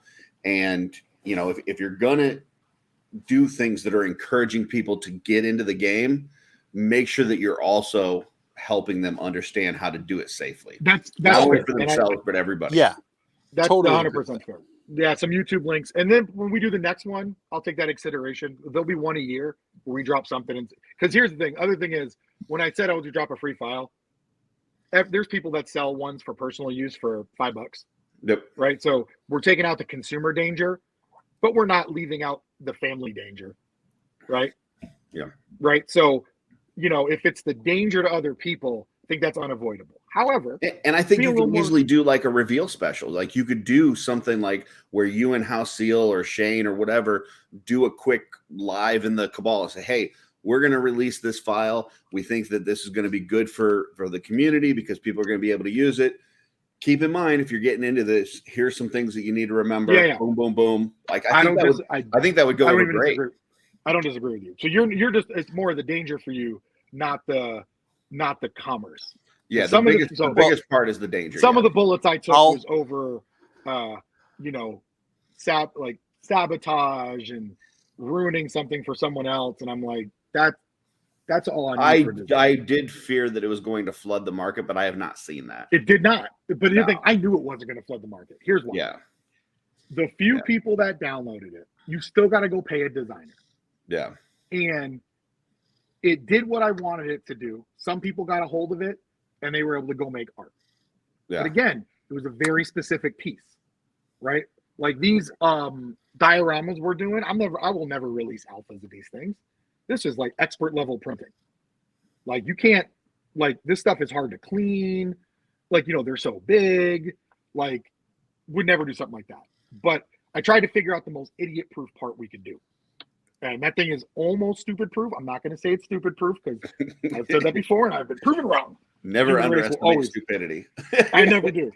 But it's not hollow. It's really small. It's easy to clean. Like it's super easy to clean. You throw that thing, you could shake that thing in some alcohol and you're good to go. Right. But you're right. We could probably link some YouTube videos like, hey, and just for safety tips. Yeah. If you're getting into printing. And I will say, like, I know Anthony is really good about this, like him, and I know Len's good about it. Like if they see somebody doing, and I'm not going to name names, but somebody posted in the Cabal, I think it was like within the last month or so, they were showing them printing in their kitchen, like where they prepare food. And like those guys were like, that's hey, crazy. like this is not good. Like, do not do this. Like, and the excuse that the person gives, and this is what I hear a lot, I just don't have a lot of space. Yeah. Well, if you don't have the space to do it safely, don't do it. I mean, honestly, like I was on the fence. My wife told me we could bring the printers in the rec room a while ago. And I was like, should we? But then, it's 400 square feet. I've got more ventilation than I know what to do with. Yeah. So, and I'm not going to lie, the upgraded machines with the carbon charcoal filters, huge. For those of you that have older machines, the charcoal filters actually help out a lot for the smell. I don't even know what that is. Can you, for those of us that has no idea what that is, can you explain what that does? The newer Elegoo machines come with a plug-in filter. It just filters the smell through a carbon filter that fans it through a piece of charcoal. Oh, okay. It really helps with the smell quite a bit. Gotcha. Because that could be part of it too. Some people are toxic. Listen, early in my 3D printing, I was definitely not the safest. I'm definitely way more safe now than I used to be. Not like when I got some on me, it didn't irritate my skin. But then I did my research and was like, well, even if you don't break out, not a good idea, right? So so like Kevin saying here, definitely don't lick your new parts. That would be a no. No. Don't lick your cured parts either. Wait a minute. Don't lick any 3D prints, cured or otherwise. Yeah. But yeah, it's an interesting medium. Here's the other thing. You're right. There's a lot of it. And I will say this, being a connoisseur of 3D prints among other mediums, because Shane doesn't just, MythicBits is the thing we call stuff when Shane and I do stuff together, right? Yeah. Shane has a whole separate set of jobs he does under 3D Man Creations. He takes commission work. He's statue printing now for people. And doing a great job of it. Like when I say statues, we're talking like bigger than that tower type of statues.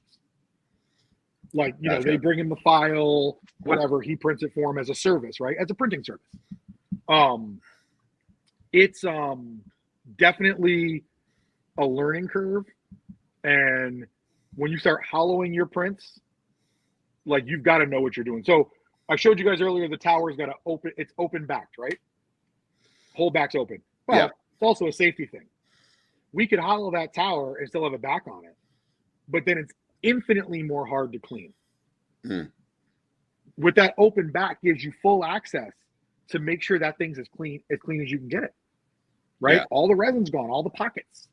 When we did this project, we had to take all that into account. And the reason these haven't come out yet, we started this project last year before LegionsCon. is how can we do it for a good price? How can we do it safely? Right? How can we make sure these giant parts go out fully cured? Right? What's the mechanism?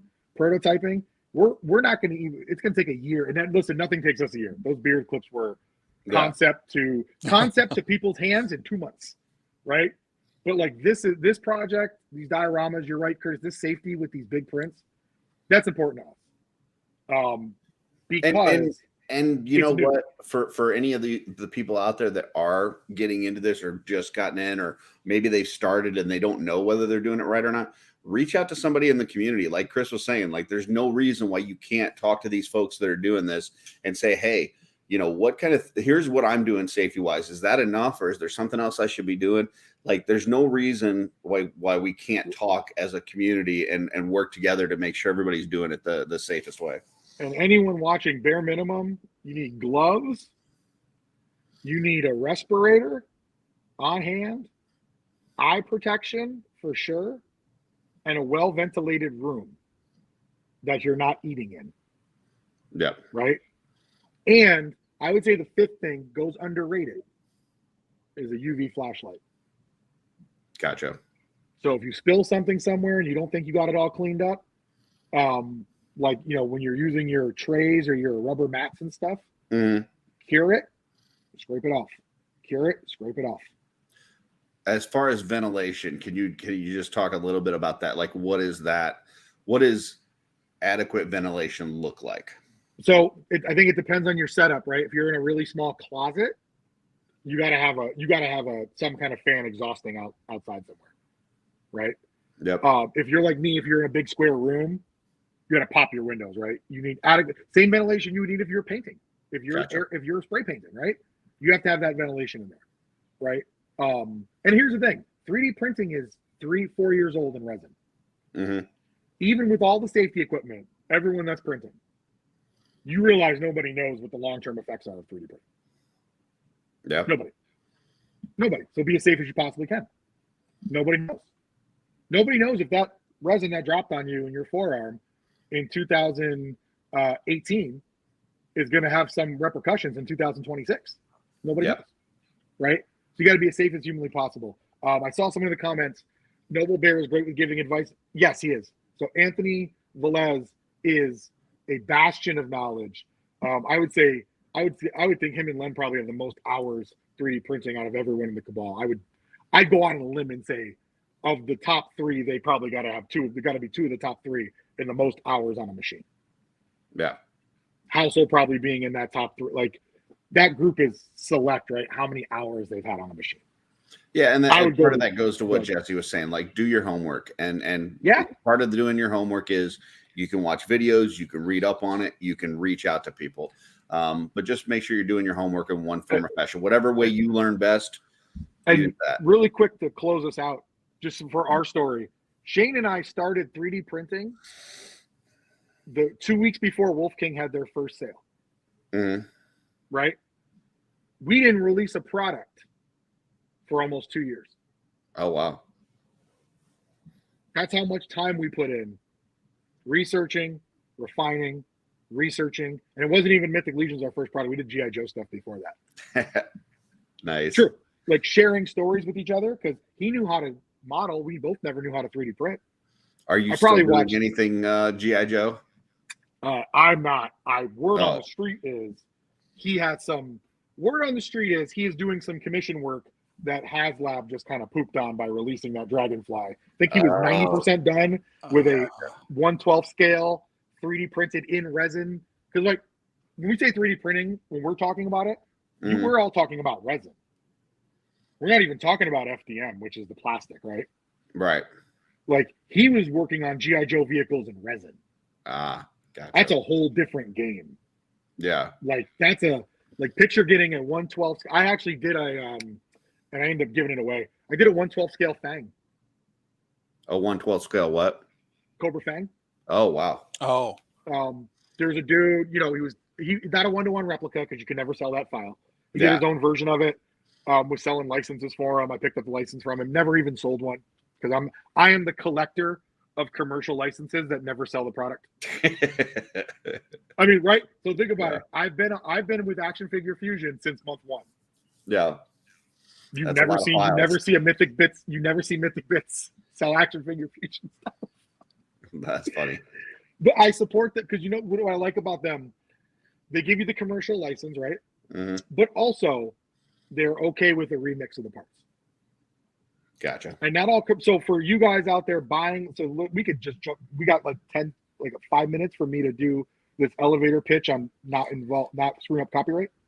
Yeah, let me. Sure. You want me to run this last? Yeah. All right. So this is for the last giveaway. This is the second 4-head pack.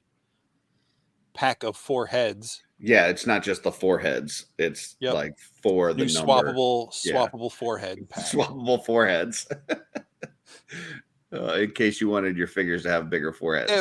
Hey, Christopher McCall nice. is our third and final hooked up. winner for this evening. Congrats, Christopher. If you did not catch it earlier, this will be going out later in July, so like mid to late July. So just reach out to Chris on Instagram or Facebook, and we'll get you hooked up. Yeah. Congratulations. Right, so congratulations to all of our winners tonight. 3D files are kind of the wild, wild west. Everyone treats it like that. You know, I always tell people, you got to read the license agreement you're signing up for, right?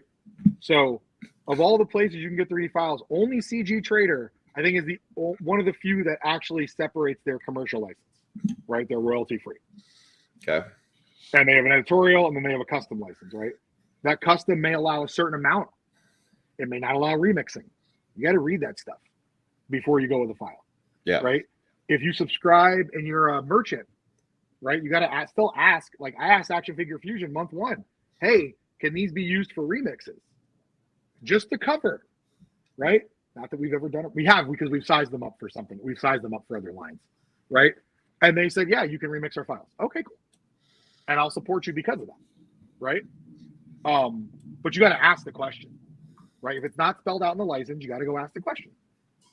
You know, what's that? How does that work?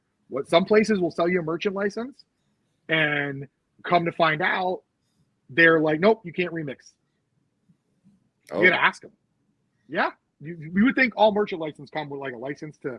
One place I was talking to was like, nope, can't even size our stuff up. Can't change the size.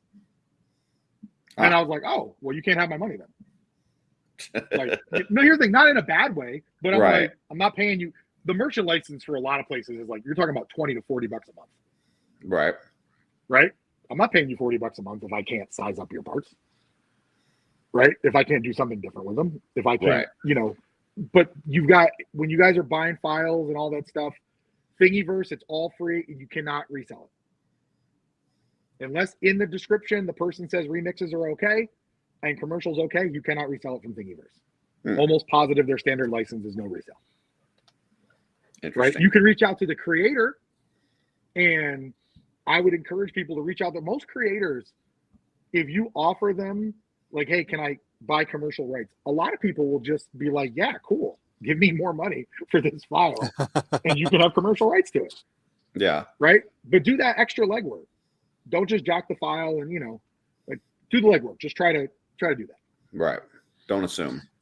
And don't assume. Well, I'll throw this out there just because we haven't touched it at all. Because I know especially for Mythic Legions and people who are customizing and selling custom parts for Horseman related stuff, make sure you respect that IP stuff. Yep. That you're not leaning on stuff that even if it's like, oh, well, its left eye is squinted instead of the right eye or something like, you know. Yeah. I think the problem is too, intent matters. Right. So, Jeremy just had one. They did the cool. Len did that dope ass head insert for the Valak hood, right? Mm. Yeah, it looked like a Court of Owls mask, but that wasn't their intent. Yeah, right. It wasn't, and you knew it wasn't because you know Len and you know Jeremy. You know for a fact that wasn't their intent, right? But it certainly looked like a Court of Owl mask. But I don't think Len should not sell it because it looks like a Court of Owl mask because that wasn't his intent. Right? He wasn't trying to rip off. I had someone with the constable head literally hit me up and be like, yo, this looks like an Avatar character. And I'm like, what's Avatar? Yeah. I've never watched Avatar. I'm like, I didn't know that looked like an Avatar character. And then they showed me a picture, and I'm like, oh, it kind of sort of does look like this Avatar character. Right. But I'm not going to not do the head because it sort of kind of looked like something. I had no idea what the hell that thing was. Right. Like it. Yeah. No, I totally get what you're saying. Yeah. You've gotta intent matters. And now in our own community, that's a whole different thing, right? To me, if someone does a bearded dwarf head in a hood, I feel like before the next bearded dwarf head in a hood comes out, a few months should go by. That person should be able to get their sale off. I was just gonna say the same thing. Like know the temperature of things. Just don't. There's certain things that are against the rules, and there's certain things that are just maybe not in good taste. Like if one company puts out a skeleton with a eye patch and a cigar, and then you were like, shit, I was just working on a skeleton with an eye patch and a cigar. Let a few months go by. Let their sale. That's go what all on, I'm saying. Do their Yeah, sale, exactly. It's not to say that you can't do yours, but don't release it at the same time that theirs is selling. I want to say I'm proud of the community because I think when I first started coming in here a couple of years ago, that moratorium, everyone was like more like 8 months to a year. There was a longer moratorium. It felt, how about this way? It felt like there was a longer moratorium. Like flags were being planted. And I was like, oh, I did that. No one else can do it. Well, and let's be honest. There are no there's no original ideas. There like really isn't, dude. We're all inspired by certain things, whether it's somebody's artwork or things from our childhood, nostalgia, the line that we're doing. So, anything that you're going to think of, it's probably already been thought of. Yeah. And and again, that's progressed in the community. Like, I remember how it was a couple of years ago. It was like, so-and-so did this. Now no one could ever do this again. Yeah. And I'm like, that's fucking. Oh, sorry, my bad. It's okay. You're fine. It's okay. That's dumb. That's maybe the dumbest shit I've ever heard. Now you should let that person get their rocks off and sell a little bit, and let them have funny. Calvo just did the inserts for the elf helmets for the Valyrian Guard. Oh, okay, yeah. Literally, Shane and I had inserts and hair pieces printed, like done for those. Yeah. And I'm like, yo, these are dope. Calville, he killed it using his old sculpts. I'm like, yo, I was like, Shane, we'll just put it on hold for like a couple months.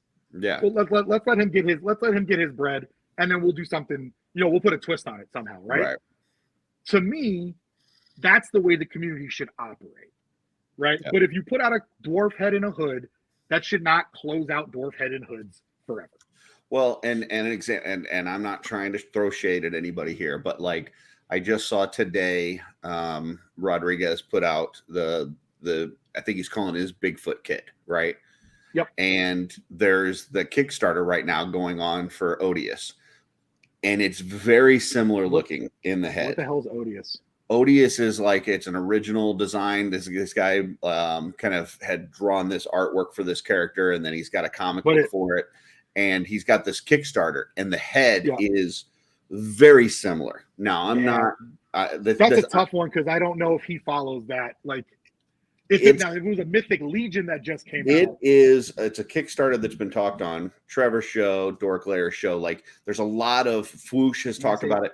So if you're following any kind of toy YouTube, you've probably seen this thing. So my point is not that Jason. I don't think that Jason saw that and was like, oh, I'm going to make my own version. I don't think that happened at all. But because this Kickstarter is going on right now, probably not the best time to release that file. And if you don't know, and you don't know what's going on, maybe you're not tied into the community. Yep. That's where being involved with other people to where you could run it by them and say, hey, I'm thinking about releasing this. What do you think of this? And having the people that you could bounce those things off of, so they go, ooh, I don't know. This might not be the good time for that. So. Yeah, and I think that, relationships are important. I would need to look at, especially because it's a public IP. Yep. Right? Like, that one's always tough for me. Like, it's funny, I found a Templar helmet, like, available, royalty-free, commercial license. Mm-hmm. God, it looks like the helmet that's coming out in Necronomicus. It's not the same. I mean, it's all based on historical stuff. So that, Sure, yeah, I get but that. I'm like, but in me, I was like, nah, we're not going to buy this one. Yeah, and my point here is like and to your point earlier, like I'm not saying if I'm Jason, I'm not saying don't ever sell this. I'm not saying that. But while this guy's trying to fund a Kickstarter, maybe not the best time, you know? No, I mean, honestly, it probably won't take away from this dude's Kickstarter, but, and you know, that's, again, you're right. Being plugged into the community, that could help. So it's tough because I know him really well, and I know he's not plugged in like that.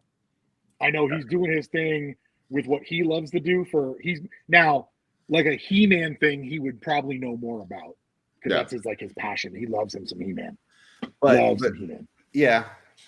So that's the part, right? It depends on, again, like that's why when the Court of Owls thing did, I know Len and I know Jeremy, and I didn't even bat an eye. Yeah. I was like, I don't even know if those dudes read comics. Yeah. But it looks similar to that. But I don't even know they read comics. A thing with the Court of Owls mask, like the design they put out, like, yes, it's supposed to be like a vague, evocative owl representation, like, but it's different because the Court of Owls mask is like a smooth porcelain mask. Yep, agreed. It just has the little dip in the beak. And I don't think, like I said, to me, it's like a first glance thing. Yeah. But again, I know Len would never, ever, ever. Like, it's just like, these two things look kind of similar, but they're not the same. I think it's a thing that, especially like modern people, like today, you know, and this happens in like my D&D game all the time. Well, the DM will say the name of something and it's kind of like a real word in our language. Yep. And then they just call it that other thing the whole time. And it just drives me nuts. I'm like, no, that's not Dr. Pepper. Stop calling it Dr. Pepper. It's, you know, but that's the thing, right? Like we're good. Yeah. We just see a thing. It reminds us of something else. So they're on the same level and they're not. Like, I think like that the two masks were, and again, I'm not trying to call anybody out, but yeah, when I saw the Odious thing, when I saw that Bigfoot set today, I was like, man, just the way the forehead is shaped. Now, is that is not, I mean, that is a pretty classic looking Sasquatch. So I mean, it's. I live in Sasquatch country, so you guys just brought that up, and I'm like, these dudes must be from Washington. Because like that design style, that aesthetic, is like Pacific Northwest. Yeah, I don't think that there's anything so unique about the Odious that when Jason did his, that I was like, oh, he took that from him. That I didn't think that at all. And I didn't even think that Jason knew. But I think that Jason deals with enough of you guys, you know, you, Anthony, people that have his stuff or sell some of his stuff or use some of his stuff or whatever, that he could probably take the time to, before he throws something out to the world, to run it by a few people and say, hey, I'm thinking about releasing this. What are your thoughts? And that's the funny thing. That's the big secret. We all used to be pretty tight like that. We don't really, not because I don't love his files, but same thing with actually Act Figure Fuse. When I pick some up, him and I don't chat like we used to. We chat about family and stuff, not usually about 3D stuff. Not for any other reason except that, you know, he does his thing and, you know, we do our thing is different. It's a different thing. Right. But you're right. If he had, listen, for all I know, he ran that by 3 or 4 people and somebody was like, nope. Cool. Right. I don't know. Yeah. That is possible. Like, that's totally possible. That definitely, like, I know there's a couple dudes that prototyped for him. Yeah. So he had to have at least run it through the dudes that prototyped. Yeah. And they were like, you're right. Because it depends on who your circle of people are, because we were kind of talking about this on the OffWorld. This is way off subject, but like we were talking about like the Snyderverse fans and how like they are just like in their own little world when it comes to the DC universe. And like one of them was saying something about, you know, if Zack Snyder had done the Flash movie, it would have made $1 billion. And then one of the responses in the chat was, it would have made $3 billion. And I'm like, okay, like they're in their own little world. So I get what you're saying. Like, you know, he may have run it by 4 or 5 people, but if they aren't connected into the community or into the YouTubes or whatever to know that this Kickstarter is going on, they may have been just like, yeah, this is. And cool. Listen, I'm pretty toy connected. Like, I watch Foosh Weekly. What's the podcast? I'm sure I've seen that Kickstarter. I don't remember it. Right. I would have never, Like, ever, even if he ran it past me, Yeah. I probably have seen that on the Foosh with Robo and everything. I'm Yep. telling you right now, it would have never flashed like, Didn't register, huh? so-and-so is running, unless it gets pimped out on the Cabal super hard. Like if someone did a dinosaur thing, I'd be like, nah. Them dudes, I don't remember their names, but they're doing some dinosaur stuff. Right. Dinosaur stuff going on right now. Right. Right. Or if someone were to do like a Jesus line, I'd be like, no, somebody's already doing Jesus. Right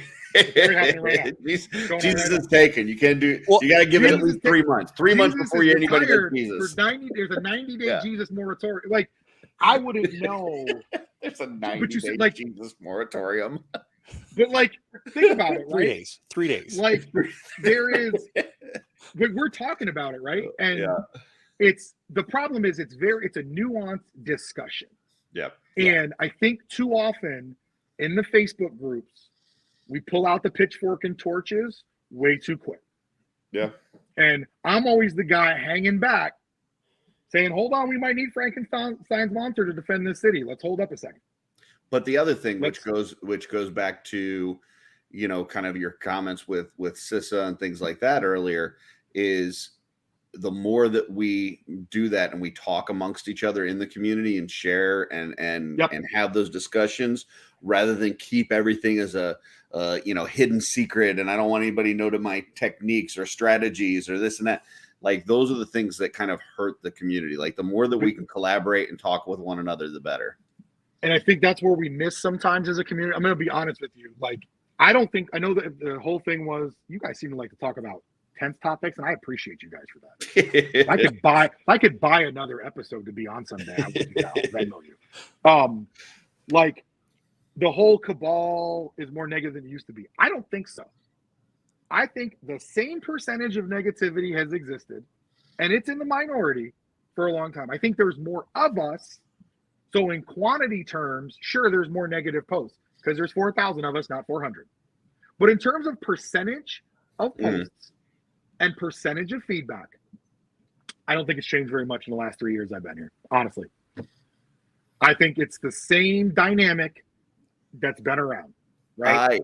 I would say I agree with you. Percentage-wise, not quantity. Percentage-wise, obviously more. I think that the problem with the Cabal today is that those few people that do make the negative post or this and that get a lot of attention, and that keeps throwing it to the top of the feed for everybody else, because nobody has the ability to just scroll on, like everybody's got to, if somebody comes out and they go, hey, I just got this slog figure and this thing is stupid, it's ridiculous, like why did they make it this color? Like it's totally different scale. They shouldn't have made this thing. It's a waste of money. And they put that post out there. 150 people are going to have to comment on how that person's an idiot, right? Because they can't just go. By the way, I feel like you were set up with that question. Use the example I would have used.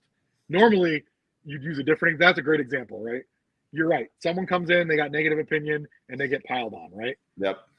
I think wording is important, and I do think not everybody is great typing as they are verbally. I'll tell you, I can't type the way I can talk, right? Yep. I'm much better at talking than I am at typing, right? I don't think people word things well sometimes, but I do think a lot of people, this is weird. It's like the most positive negativity I've ever seen.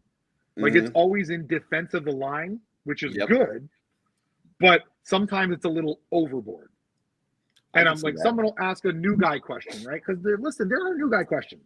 Yep. Well, like, and I know Jesse said numerous times too, when you're reading stuff, you're going to, in your head, hear it based on what's going on in your life that day. You may be having, you were driving home from work and some guy cut you off and every time. Something happened to where the bank like put through something and it overdrafted your account and you had this other shit going on, and then you come and see this post and you're going to read it like, because your mind's already in a negative way or just frustrated way, and then you're going to read something and go, this guy is bashing the line that I like in the group that's for people that like it. Atomic elbow time. And maybe it's my 20 years of work in retail, right? That like have I don't wish that on anybody. Listen, I make a lot of money working retail. I love retail. Like, I love it. But like, for me, right, I always teach my team, first of all, you chose this life. Yep. What you chose to do for now, forever, for however long you're doing it. You don't know what that person went through when they're angry coming in your store. Yep. You don't know. So what you do is you got to use the AER, right? You got to acknowledge, empathize, and reassure them. And if you acknowledge someone that's frustrated, you show true empathy with that person. That's sympathy, not saying you're sorry, because you're never sorry because it's not your fault. But understand. But empathy. And then you reassure them that, well, let's have this discussion and we'll just discuss it and there's no hard feelings. We could go a long way with just using AER every time. And I mean, like, when someone comes in a poorly worded post, everyone doesn't got a dog pile on them. And then, listen, some people are just trolling. And when you see trolling, you got to keep scrolling. Well, it's right. It's a combination of people that are dogpiling on that original person. And then there's the white knights coming in to defend that person and call everybody that likes the line a bunch of cucks. It's and here's the thing. But even then, those posts in the grand scheme of things are just such a small percentage. You're right. Of what goes on. It's just the way that the Facebook algorithms work. It does. That's what we see. Does. It's kind of like dwarf fans. Like, there's really not that many, but they're just so loud and annoying that it makes you feel like there's more of them, because you're like, man, there must be a bunch of these folks because they're just so annoying. So, and really, it's not that many of them. Jesse, I need you to go. I need you to say something so I can. Yes. So I can. So was that with Curtis? Was that acknowledge, empathy, reassure? No, that was just me. No. Is that what it is? Yeah. Acknowledge, empathize, and reassure. Empathize. Okay. Yeah. So Curtis, I want to put that in here. Sorry, Anthony. your dwarf statement, Curtis. Yeah. One, we got a figure vote into All Stars. So you guys did good this year. Not only did you get a figure vote, you got the number 2 vote getter. Two. Yeah. My entire 3D printing empire is built on dwarfs. So so shush. And they said not only did you get one voted in, they said Bromden did very well. Now, I don't know what that means. I don't know if he was, 5th or 6th or whatever, but they said he did very well. I'm going to lose some friends in the Kings Under the Mountain. Objectively, there's no way Bromden should have lost to both are. He's a better figure overall. Just as far as actual parts go, I 100% agree with you. Yeah, it's total price point. Yeah, it's 100% price. Like, it's an open head sculpt. I tried to goose the vote by saying we'll make helmets for him. I really tried. I tried to goose the vote. I was out. I would have printed a whole line. One would argue that true dwarf fans would have given 2 of their votes to both of them. That's how I voted. I voted Bromden, and both are hedge my bets. I voted Ignatius, which I only voted him because of his paint job. Yeah. I just don't want to paint Pearl anymore. I hate it. Oh, Anthony with the inside knowledge here says Bromden was 5th in voting. So there you go. That's pretty high. You might listen. Listen, if you have your way, we'll never have all-star voting again. Yeah. I would much rather listen. Hey, I would much rather have a new dwarf with new shins and new gauntlets. That's never gonna happen. And an actual face and a named character. I would much rather have a new dwarf. You give me a new dwarf, I'm buying it all day long. I will tell you this. How can I put this? I don't want to get attacked in the Cabal because my AER game is shaky right now. So if we were to I would like a whole wave of version 2s. Whole wave instead of All-Star. Okay. Replace All-Star with a version 2 wave. I'm and down. Go to the tier 2 characters. I don't need, I get we're going to get all the tier 1 people. Yeah. Give me a Joran version 2. Right? Not necessarily integral to the story, but damn popular. Orange Steelhide version 2. I know I just named 2 dwarfs, and I objectively have to name something else. Some of the old G skeletons with the new skelly parts. How about a Pixis without those stupid armored arms? I didn't just say that out loud. I hate those arms. Hate the old skeleton arms. Love the new skeleton parts. Love them. Right? But would that entice you as a replacement? Oh, absolutely. Absolutely. Okay, the problem that I have with most of the dwarves that are out there is that they're all using the same parts. And I've never There's never been a point where on Big Bad Toy Store or in a pre-order that I've been able to, since I've been in the line, to buy a dwarf with a face and a name. That's never happened in the time that I've been collecting Mythic Legions. So why do I want to talk about dwarves when every dwarf that I've ever had a chance to buy is a Legion builder without a face and without a name? Okay. I concede that now that's a supply problem. That's not on the dwarf fans. That's a supply problem. Oh no, you're right. 100%. I agree. But it's the same. It's the same thing when we talk about, like, I'm not a big fan of the 2.0 figures, not the version 2s, but the 2.0 like 2.0 or skinny bodies, whatever. Yep, because they have not put the tooling into revamping those parts. Like, we're seeing the same parts over and over again. So would I love a brand new 2.0 figure that has new parts? Absolutely. I would take that in a heartbeat. The problem is that everything that, like, even the wizards we got coming out, it's the same freaking elf build that we've had a million times before with some soft goods over it. Got to save some money. Jesse, can I interest you in an all-star wave that is just version 2s of characters? Absolutely. Perfect. All right. Yeah. Let's write it up, make our proposal, and then have Jeremy. I like the classic All-Stars that they had been doing. I like the way they changed it to the plus last year with the 5. I do love the plus last year. I've only been in for 2.5 years. So getting a chance to get these older figures that I'm not going to shell out for, I enjoy that option. If that goes away and I'm given other new things, that's cool too. Like, yeah, I think, who was it that won the dwarf?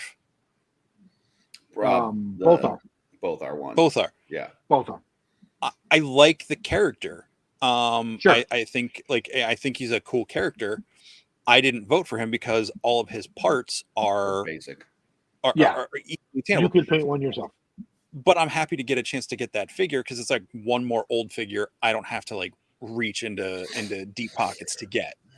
And that's like, again, Ignatius, right? Like, I didn't have one. He's expensive. For me, anyone that knows me, I'm a parts junkie. And while Ignatius uses all the OG parts, they're in a paint. Y'all know how hard it is to paint Pearl. Y'all know how hard it is to paint Pearl. Ain't nobody gonna sit up in here and say, I mean, they might, but who I use Pearl. Their Zen? You find your Zen painting white Pearl? Not Zen, but I just use like one of the first customs I did was a vampire minotaur, and I painted him like pearlescent white. Yeah, I mean, I paint pearlescent white too. I mean, I hate it though. It's like 3x my time. I must be doing it wrong. Even with an airbrush, it takes me 3x the amount of time a normal custom does. It's just craft store paint too. It's like not even good stuff. So I throw out my jokes, Chris, but I'll tell you this. I bought one full custom last year. No, I bought 2. Yeah. I'm sorry. One of them was a goblin. One of them was a dwarf. Right now, I am planning on buying at least one custom this year. In fact, I've already arranged it. I've got it reserved, which is a dwarf. And if there's other gray skinned dwarves at LegionsCon, I'm probably going to be interested in buying them. Like, if you got a gray skinned dwarf, I'm interested. Wait a minute. Let's take a little journey, Curtis. Now, this isn't like a super amazing. This is more of a simple custom, but here we go. I'll go over to my shelf. We'll go get this guy off the shelf. This is what I did. So my buddy Perry Morrell hooked me up with a Xenothon last year he got from PowerCon. Yeah. And immediately it got turned into a dwarf. Oh, see. I burned one of my Torgon heads to make it happen with the hood. See, that's wonderful. How long did you wait after that dwarf with a beard and a hood came out last year before you made that? See, I mean, not the 3 months, that's for damn sure. I took a coat this off a Mortal Kombat figure. Little fodder action. Nice. Night Wolf, because those Night Wolves are like $4 all the time on GameStop. But so, yeah, I'm all about the Duergar. I am with you. We can meet in the Underdark middle at the Duergar. I have 2 Xenothons I just bought. And honestly, this year at LegionsCon, I'll be picking up Xenothons literally just for the torso and the arms. Like, there'll be gray legs in all my boxes that I'm never going to use. Yeah, I'm working on 2 Snurf Neblin right now. Heads. Oh, you are? That's awesome. Did you just make up 2 words or? Nope. Nope. Deep gnomes. Zerf Neblin or deep So gnomes. So they're like the Duergar, because but there's been they're so gnomes. many people doing Duergar lately, I was like, you know what? I've got these heads from Mark Rivera that are available at Legion Shop. So I'm making. Looks big in you. Hold on. Okay. Ooh. I love the one without the hat. So I didn't do them Yeah, gray. I They're love kind of it. like a. I think the paint was called Lich skin, so it's like a grayish brown. Because I didn't want to just do orc gray because I'm just doing heads. I'm not doing full customs. But, right. That's cool. I like what that. bodies are you going to put them on? I'm just doing the heads for just the Legions heads, Con. okay. Yeah. Oh, I'm trying to think. What would be a great? I might, if I have the parts, I might use like the gnome kits that I have from. Is that Legion's shop or Wolf King? Which gnome one? Kits. The gnome kits. The gnome kits from. I believe they're in both, right? Actually. Oh, okay. Yeah, there's like some the big hands. Like I might, yeah, I might paint some up to go with these, just to sell it as like a kit, so you could just do it. But yeah, that's cool. See, that was useful. Yeah. I mean, that's what the goblins got used for last year, right? The goblin builders. By the way, I can't say I know it's not coming soon, but I will be very excited for the next reinforcements drop. Yeah. Papa needs a library fill. I don't care if it's old parts. I need some cheap stuff to go paint. I'm hoping that we get some stuff in a reinforcements or deluxe Legion builder wave that has stuff like removable chest plates, the cloth arms and legs, things like that. You can give me that in a standard color. I don't care, as long as you're giving me those parts cheap. Like the whole Monkey King thing, right? Like I don't want these Monkey Kings torn apart. But I guarantee at some point we're going to get a cheaper figure, not a $60 figure, but a $37, maybe even a Legion Builder 25 that's going to have some of that armor. That's what I want. I want a $25 figure with that armor that I can paint. That armor, that whole setup is a 3D, like for us, for the Mythic Bits, for us, like we love little stuff. The fact that belt buckle pops right off. I've already got like 4 or 5 things. I'm just like, I just got to cut the channel in it for new belt buckles. I know it's ruining the figure, blah, blah, blah. But whatever. No, I got new animal heads on the way. Like, I'm like, as long as you don't put a dwarf head on it, I'm good. And even if you do put a dwarf head on it, as long as it's gray skin, I'm good. So you're killing. What do the dwarves do to you? Like, what? As long as they're gray skinned, I'm good. I don't know. The regular like Caucasian dwarfs, they're too white for me. So did you guys killing me? Do you guys I know you play D&D, Jesse. Do you do any of the D&D novels at all? Between 2 friends, Danny and Travis last year got me into the Drizzt books. Yep. So I read audiobooks. I listened to the first trilogy. I'm with you. I'm all like about the prequel trilogy, and I listened to the first one of the Crystal Shard. The Icewind Dale trilogy. Yeah, but then I got hooked. Then I got hooked on Critical Role, so I've been listening to the podcast version of the gameplay. And I'm like episode 50 something of campaign 2, so I'll get back to Drizzt after I get through caught up on Critical Role.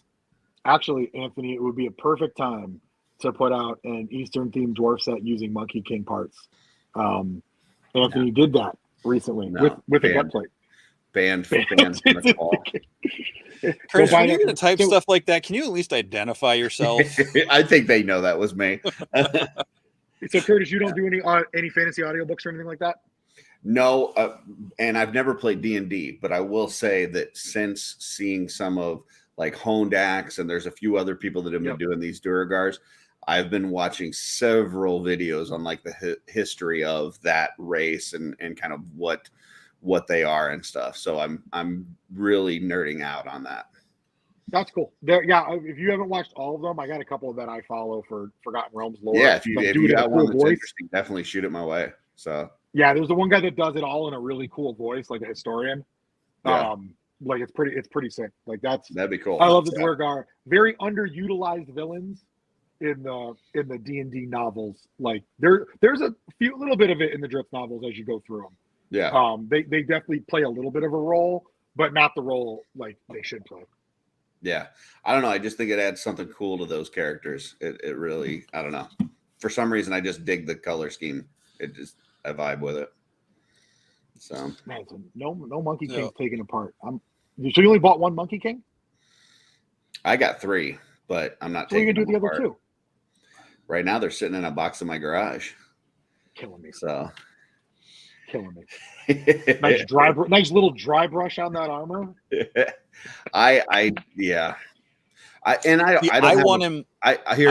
Here's what I'll say. Everybody can do whatever they want with their own figures, and I don't even have a problem with people putting a dwarf together for it and stuff. Just take 10 seconds, 30 seconds, a minute, and enjoy the piece of art that they created, because I do believe it's not my favorite figure they've ever done, but I do believe it's the best figure they've ever done. So take some time and just enjoy the figure the way it is before you immediately try to pop it apart, throw things on it to try to get some custom out there and be like, oh, look at this that I put together. Okay, that's great. But look what you destroyed. So you're saying I did it the right way. I waited a whole week to make customs and That's paint. cool. See? Yeah. See? Now can I get a like on one of those customs, please? Hey, good job, Chris. I just want to I want a thumbs up from Curtis. Thumbs up, yeah.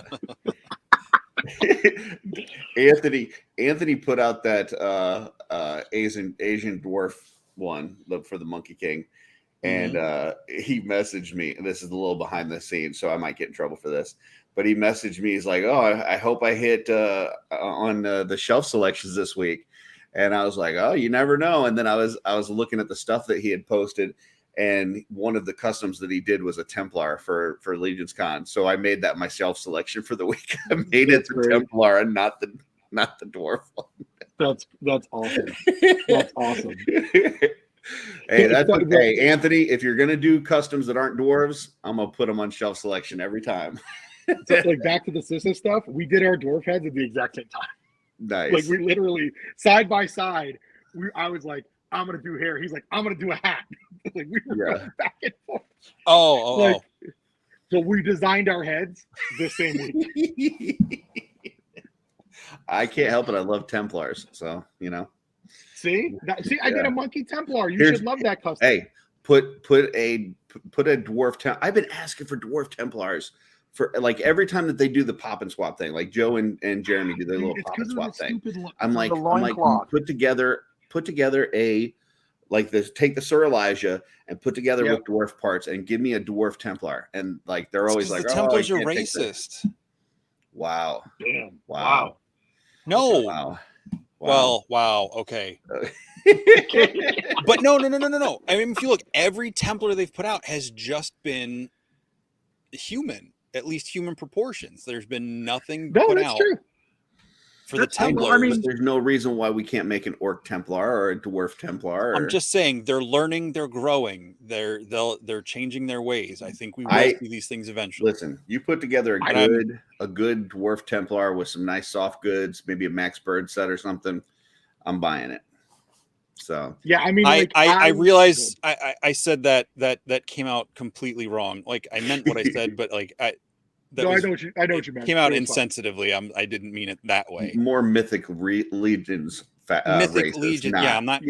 Not. Yeah. You can be insensitive to a fake mythical group of Templars that don't actually exist now. Like the whole part of the Templars that I like. Like for me, the Templars are the smallest sub faction.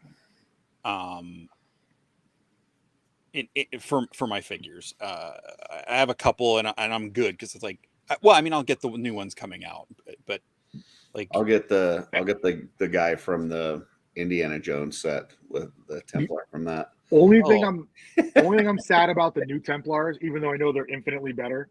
The old tunic torso is my favorite Mythic Legions torso. Still is.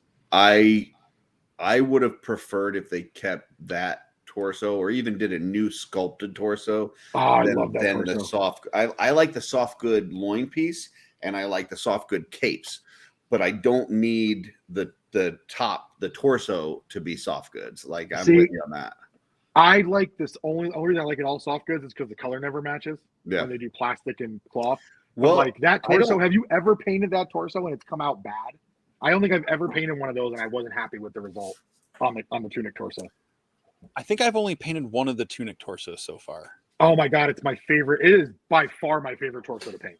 So like, I have more to do. I just haven't gotten them to yet. Let me embiggen myself here for a second. So this is a Max Bird set, right? And that uses the normal Templar torso, the old one, with that soft good at the bottom, and you can't tell that it's not part of it. And they even got it where it's like tattered at the bottom with some dirt, and on the back on the cape it's kind of dirty and tattered. Like that's what I would have preferred. Well, you can tell on the Xylarian guard that they're different greens. Yes, that is true. So I'm happy they included the plastic one.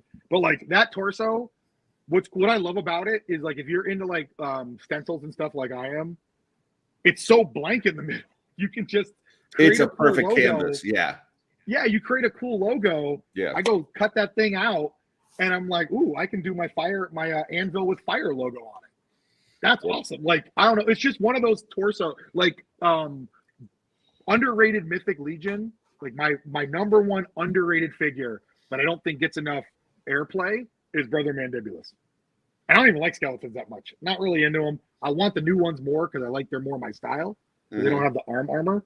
Brother Mandibulus, that thing, speaking of works of art, I know it's old parts. He's kind of a work of art with that, double colored logo and the head that we've only got the one time, right? Yeah. Only the one time? Yep. Like, yeah. Some of that, like you were talking about 2.0 earlier, some of that stuff, there's some art in those 2.0 characters. Like Gadriel, like I know that one of the other podcasts hates Faustia. I love Faustia. I think she's awesome. But yeah, it's just so my whole thing with the parts is like I hear Four Horsemen say, the 1.0s sell better than the 2.0s, and they say, these other figures sell better than dwarves. Like the dwarf fans talk with them that these figures sell better than dwarves, but they're not putting the effort and time and money into the new tooling on the 2.0s or the dwarves like they are with other figures. Yeah. If you put out a new dwarf right now, let's say All-Star 6 or Next Wave, whatever, you put out a new dwarf and it had new shins, it had new wrist pieces, it had a face and a name, that thing would sell like fucking gangbusters. Seven. It would sell like gangbusters. Yeah, tomorrow. Like, I mean, they've done some good work with the female stuff, right? I think underrated 2.0 update, Alithia's torso is amazing. It is. If we could just get some $60 figure. True. If you're looking for that part to make customs and stuff with, you're not buying. And now Lithia is not $60. That was when it came out. Now Artemis too. Artemis has got a really cool, Artemis painted black. What we need though is, to your point, a different lower shin, like a leg wrapped 2.0 lower shin, so we could do female monks. Would be amazing. How about some dwarf feet that aren't curved? Like listen, like a fucking here's the thing. Clown or something. Here's the deal. I want more dwarf parts. All the dwarf fans do. The one good thing you can say about the third-party community, the dwarf support in the 3D printed community is off the chart. Oh yeah. I don't know. Like, listen, this is a bold statement. Anything the Horsemen do is amazing. I will say whatever head they put out for the next dwarf, it's going to be amazing. But there are some 3D printed heads out there sculpted for dwarfs. I don't know if anyone can touch some of those. There's some that have been put out there that are just. I'm gonna throw out something here. I might get a little bit of hate for it, but I have. You don't need to preface everything you say with that, Curtis. Well, this one I do too, but yeah, I have no love loss on not seeing my action figure customs in the game anymore. I have no love loss at all. Good well documented. Good riddance, William Robert Post. But that being said, missing Matt O'Toole's sculpts for the dwarf community is going to be huge, because that guy is an artist extraordinaire, and some of the stuff that he put out for dwarf heads is pretty freaking fantastic. That's that Sistine Chapel type stuff I was talking about earlier. Yeah. Right? Like some of his sculpts, like I don't know if anyone's ever gonna like and consistently, right? Everyone hits it. Most people hit it, but consistently, sculpt for sculpt, he would just put out bangers for dwarf sculpts every damn time. Just it's tough, and it's going to be, there are. But I think that's the problem that I always had with my action figure customs is like, wasn't a Robert Post fan, but he's got a lot of artists that worked for him that I did enjoy, and I love their work, and I like them as people. Just don't like him, Yeah, and it happens. I mean, listen, I will tell you, listen, they can't like everybody. A little known fact: Anthony Houseal and I started out as mortal enemies. Yeah, there's a bit of trivia, everybody. Yeah, Houseal and I started out not liking each other, like really not liking each other. Yeah, and then you bonded one night over dwarves, and that was it. I don't know. I know how, if he's still watching. I don't remember how we bonded. You know what it was? I think I had heard he didn't like me for whatever reason, a misunderstanding. I just hit him up, started talking to him. Yeah. I wore him down like erosion. I have that effect on people, like a fungus. I grow on people, right? Just like, hey, we found some commonality. Yeah. And then, we started working together on stuff. And I gotta say, for people from Philadelphia, I mean, it's hard for them to learn to like new people. It's just a Philadelphia thing. I don't. No, we were on opposing. So, like Curtis and I were earlier, we were on opposing sides of a debate. Yeah, right. Sure. And we were on opposing sides of something. And one thing I love about Houseal, he's a loyal human being. And he thought I was probably taking a shot at one of his boys, and I might have been. I don't know. I don't remember what it was about. It's entirely possible. I'm a shit talker. It's entirely possible someone said something to me and I popped off, right? But it was like, I'm like, but we kind of came to the crux of it, and we agreed to disagree, and we figured out we got tons of commonalities. Yeah. One of them being our love of dwarfs. Yeah. And I find that when people talk to each other, they sorry. Yes, Mark, however, yes, Mark is on my list. So Mark Houseal, that wonderful brother of Anthony's, did his whole 3D printer week highlighting the different studios. I couldn't even make the cut. I gave him access to my designer. I can't even make the cut. I mean, you got to blame Anthony for that. He brought him into the community. So I do blame Anthony. Oh, listen, I blame Anthony. I called Anthony. I'm like, how is Mark not going to let your boys make the cut? I'm the one that got on the phone with, Tiago through a translator for 3 hours to get him to start doing stuff for Mythic Legions. I recruited a translator that spoke Portuguese from a buddy of mine. We did a conference call. So I was encouraging him because I found one of his orc heads once. Yeah. I was like, hey, can I buy this from you and make a head out of it? And he was like, sure. For what? And he sold it to me. I'm like, yo, if you guys ever go to it's Tiago Conti on Instagram. Conti 3D, I think it is his Instagram. His work on Lord of the Rings based stuff, he's passionate about Lord of the Rings stuff. Just his sculpting. I was like, man, this orc is dope. It's not monstrous. It's kind of human-y, but still an orc. In that Lord of the Rings Tolkien style, right? And so I hit him up, and I was like, I had put out APB out to all my buddies. Like, yo, anybody know anybody speaks Portuguese? I need to talk to this dude. Nope. And I told him, I'm like, yo, if you get into this community, because back then it was different, right? Sculptors were hard to get. Couldn't find sculptors, right? So I'm like, yo, if you get in this community, you might be able to quit your job. And I happen to say, Tiago doesn't work a normal job anymore. He just sculpts for a living, right? Because then he was good for me, and I was like, yo, Houseal, you need a sculptor? Come, hire this dude. And then other people have worked with them. I know Noble Bear did too.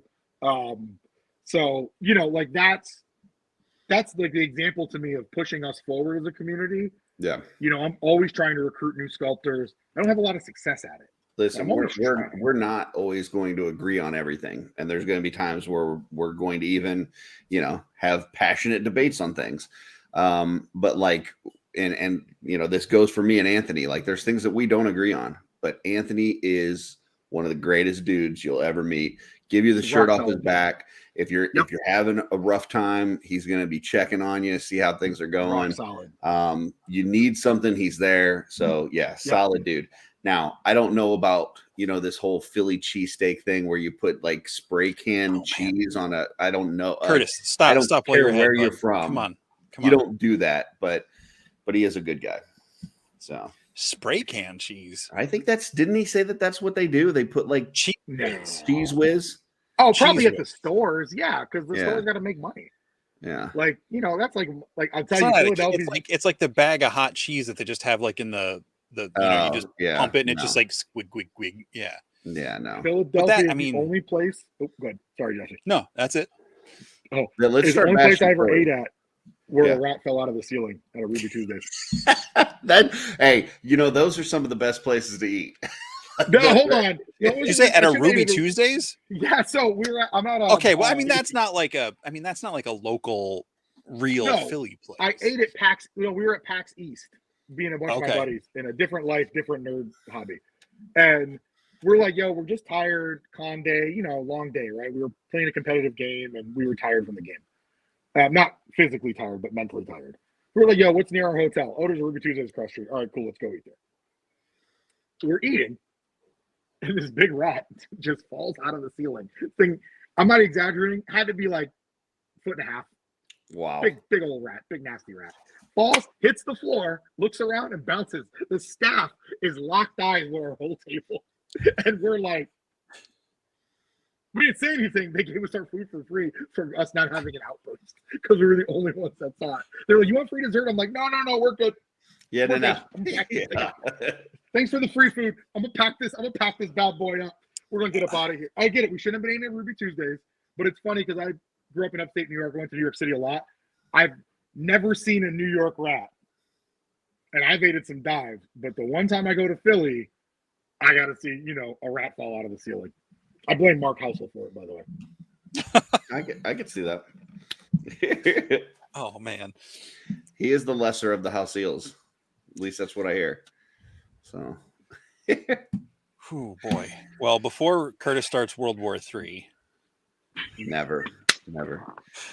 And people are probably going to hate me for this. No, that's it. I didn't have anything.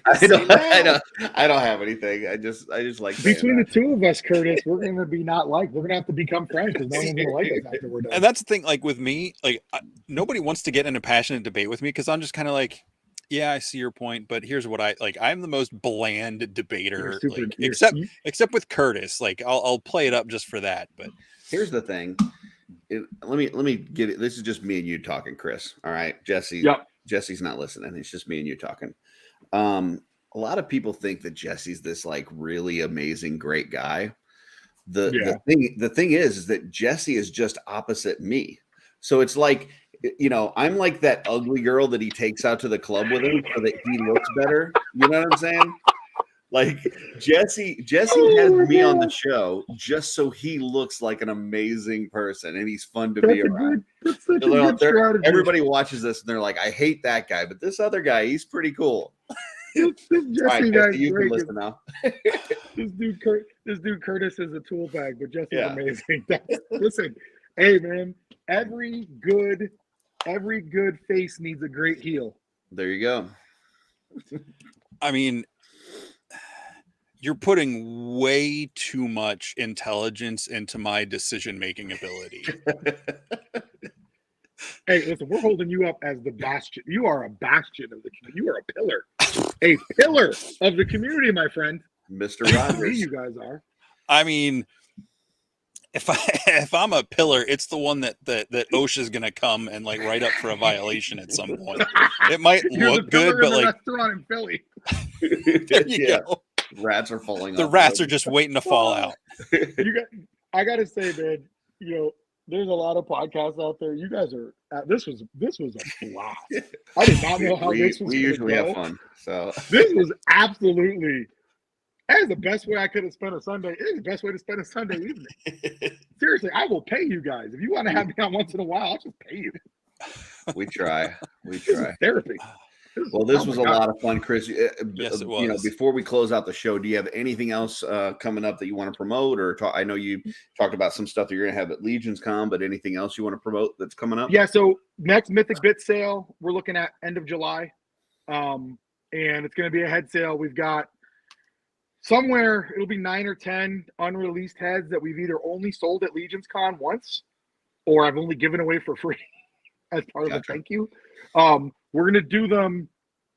It's probably gonna be around 3 heads for $20 shipped, and you'll select what 3 heads you want.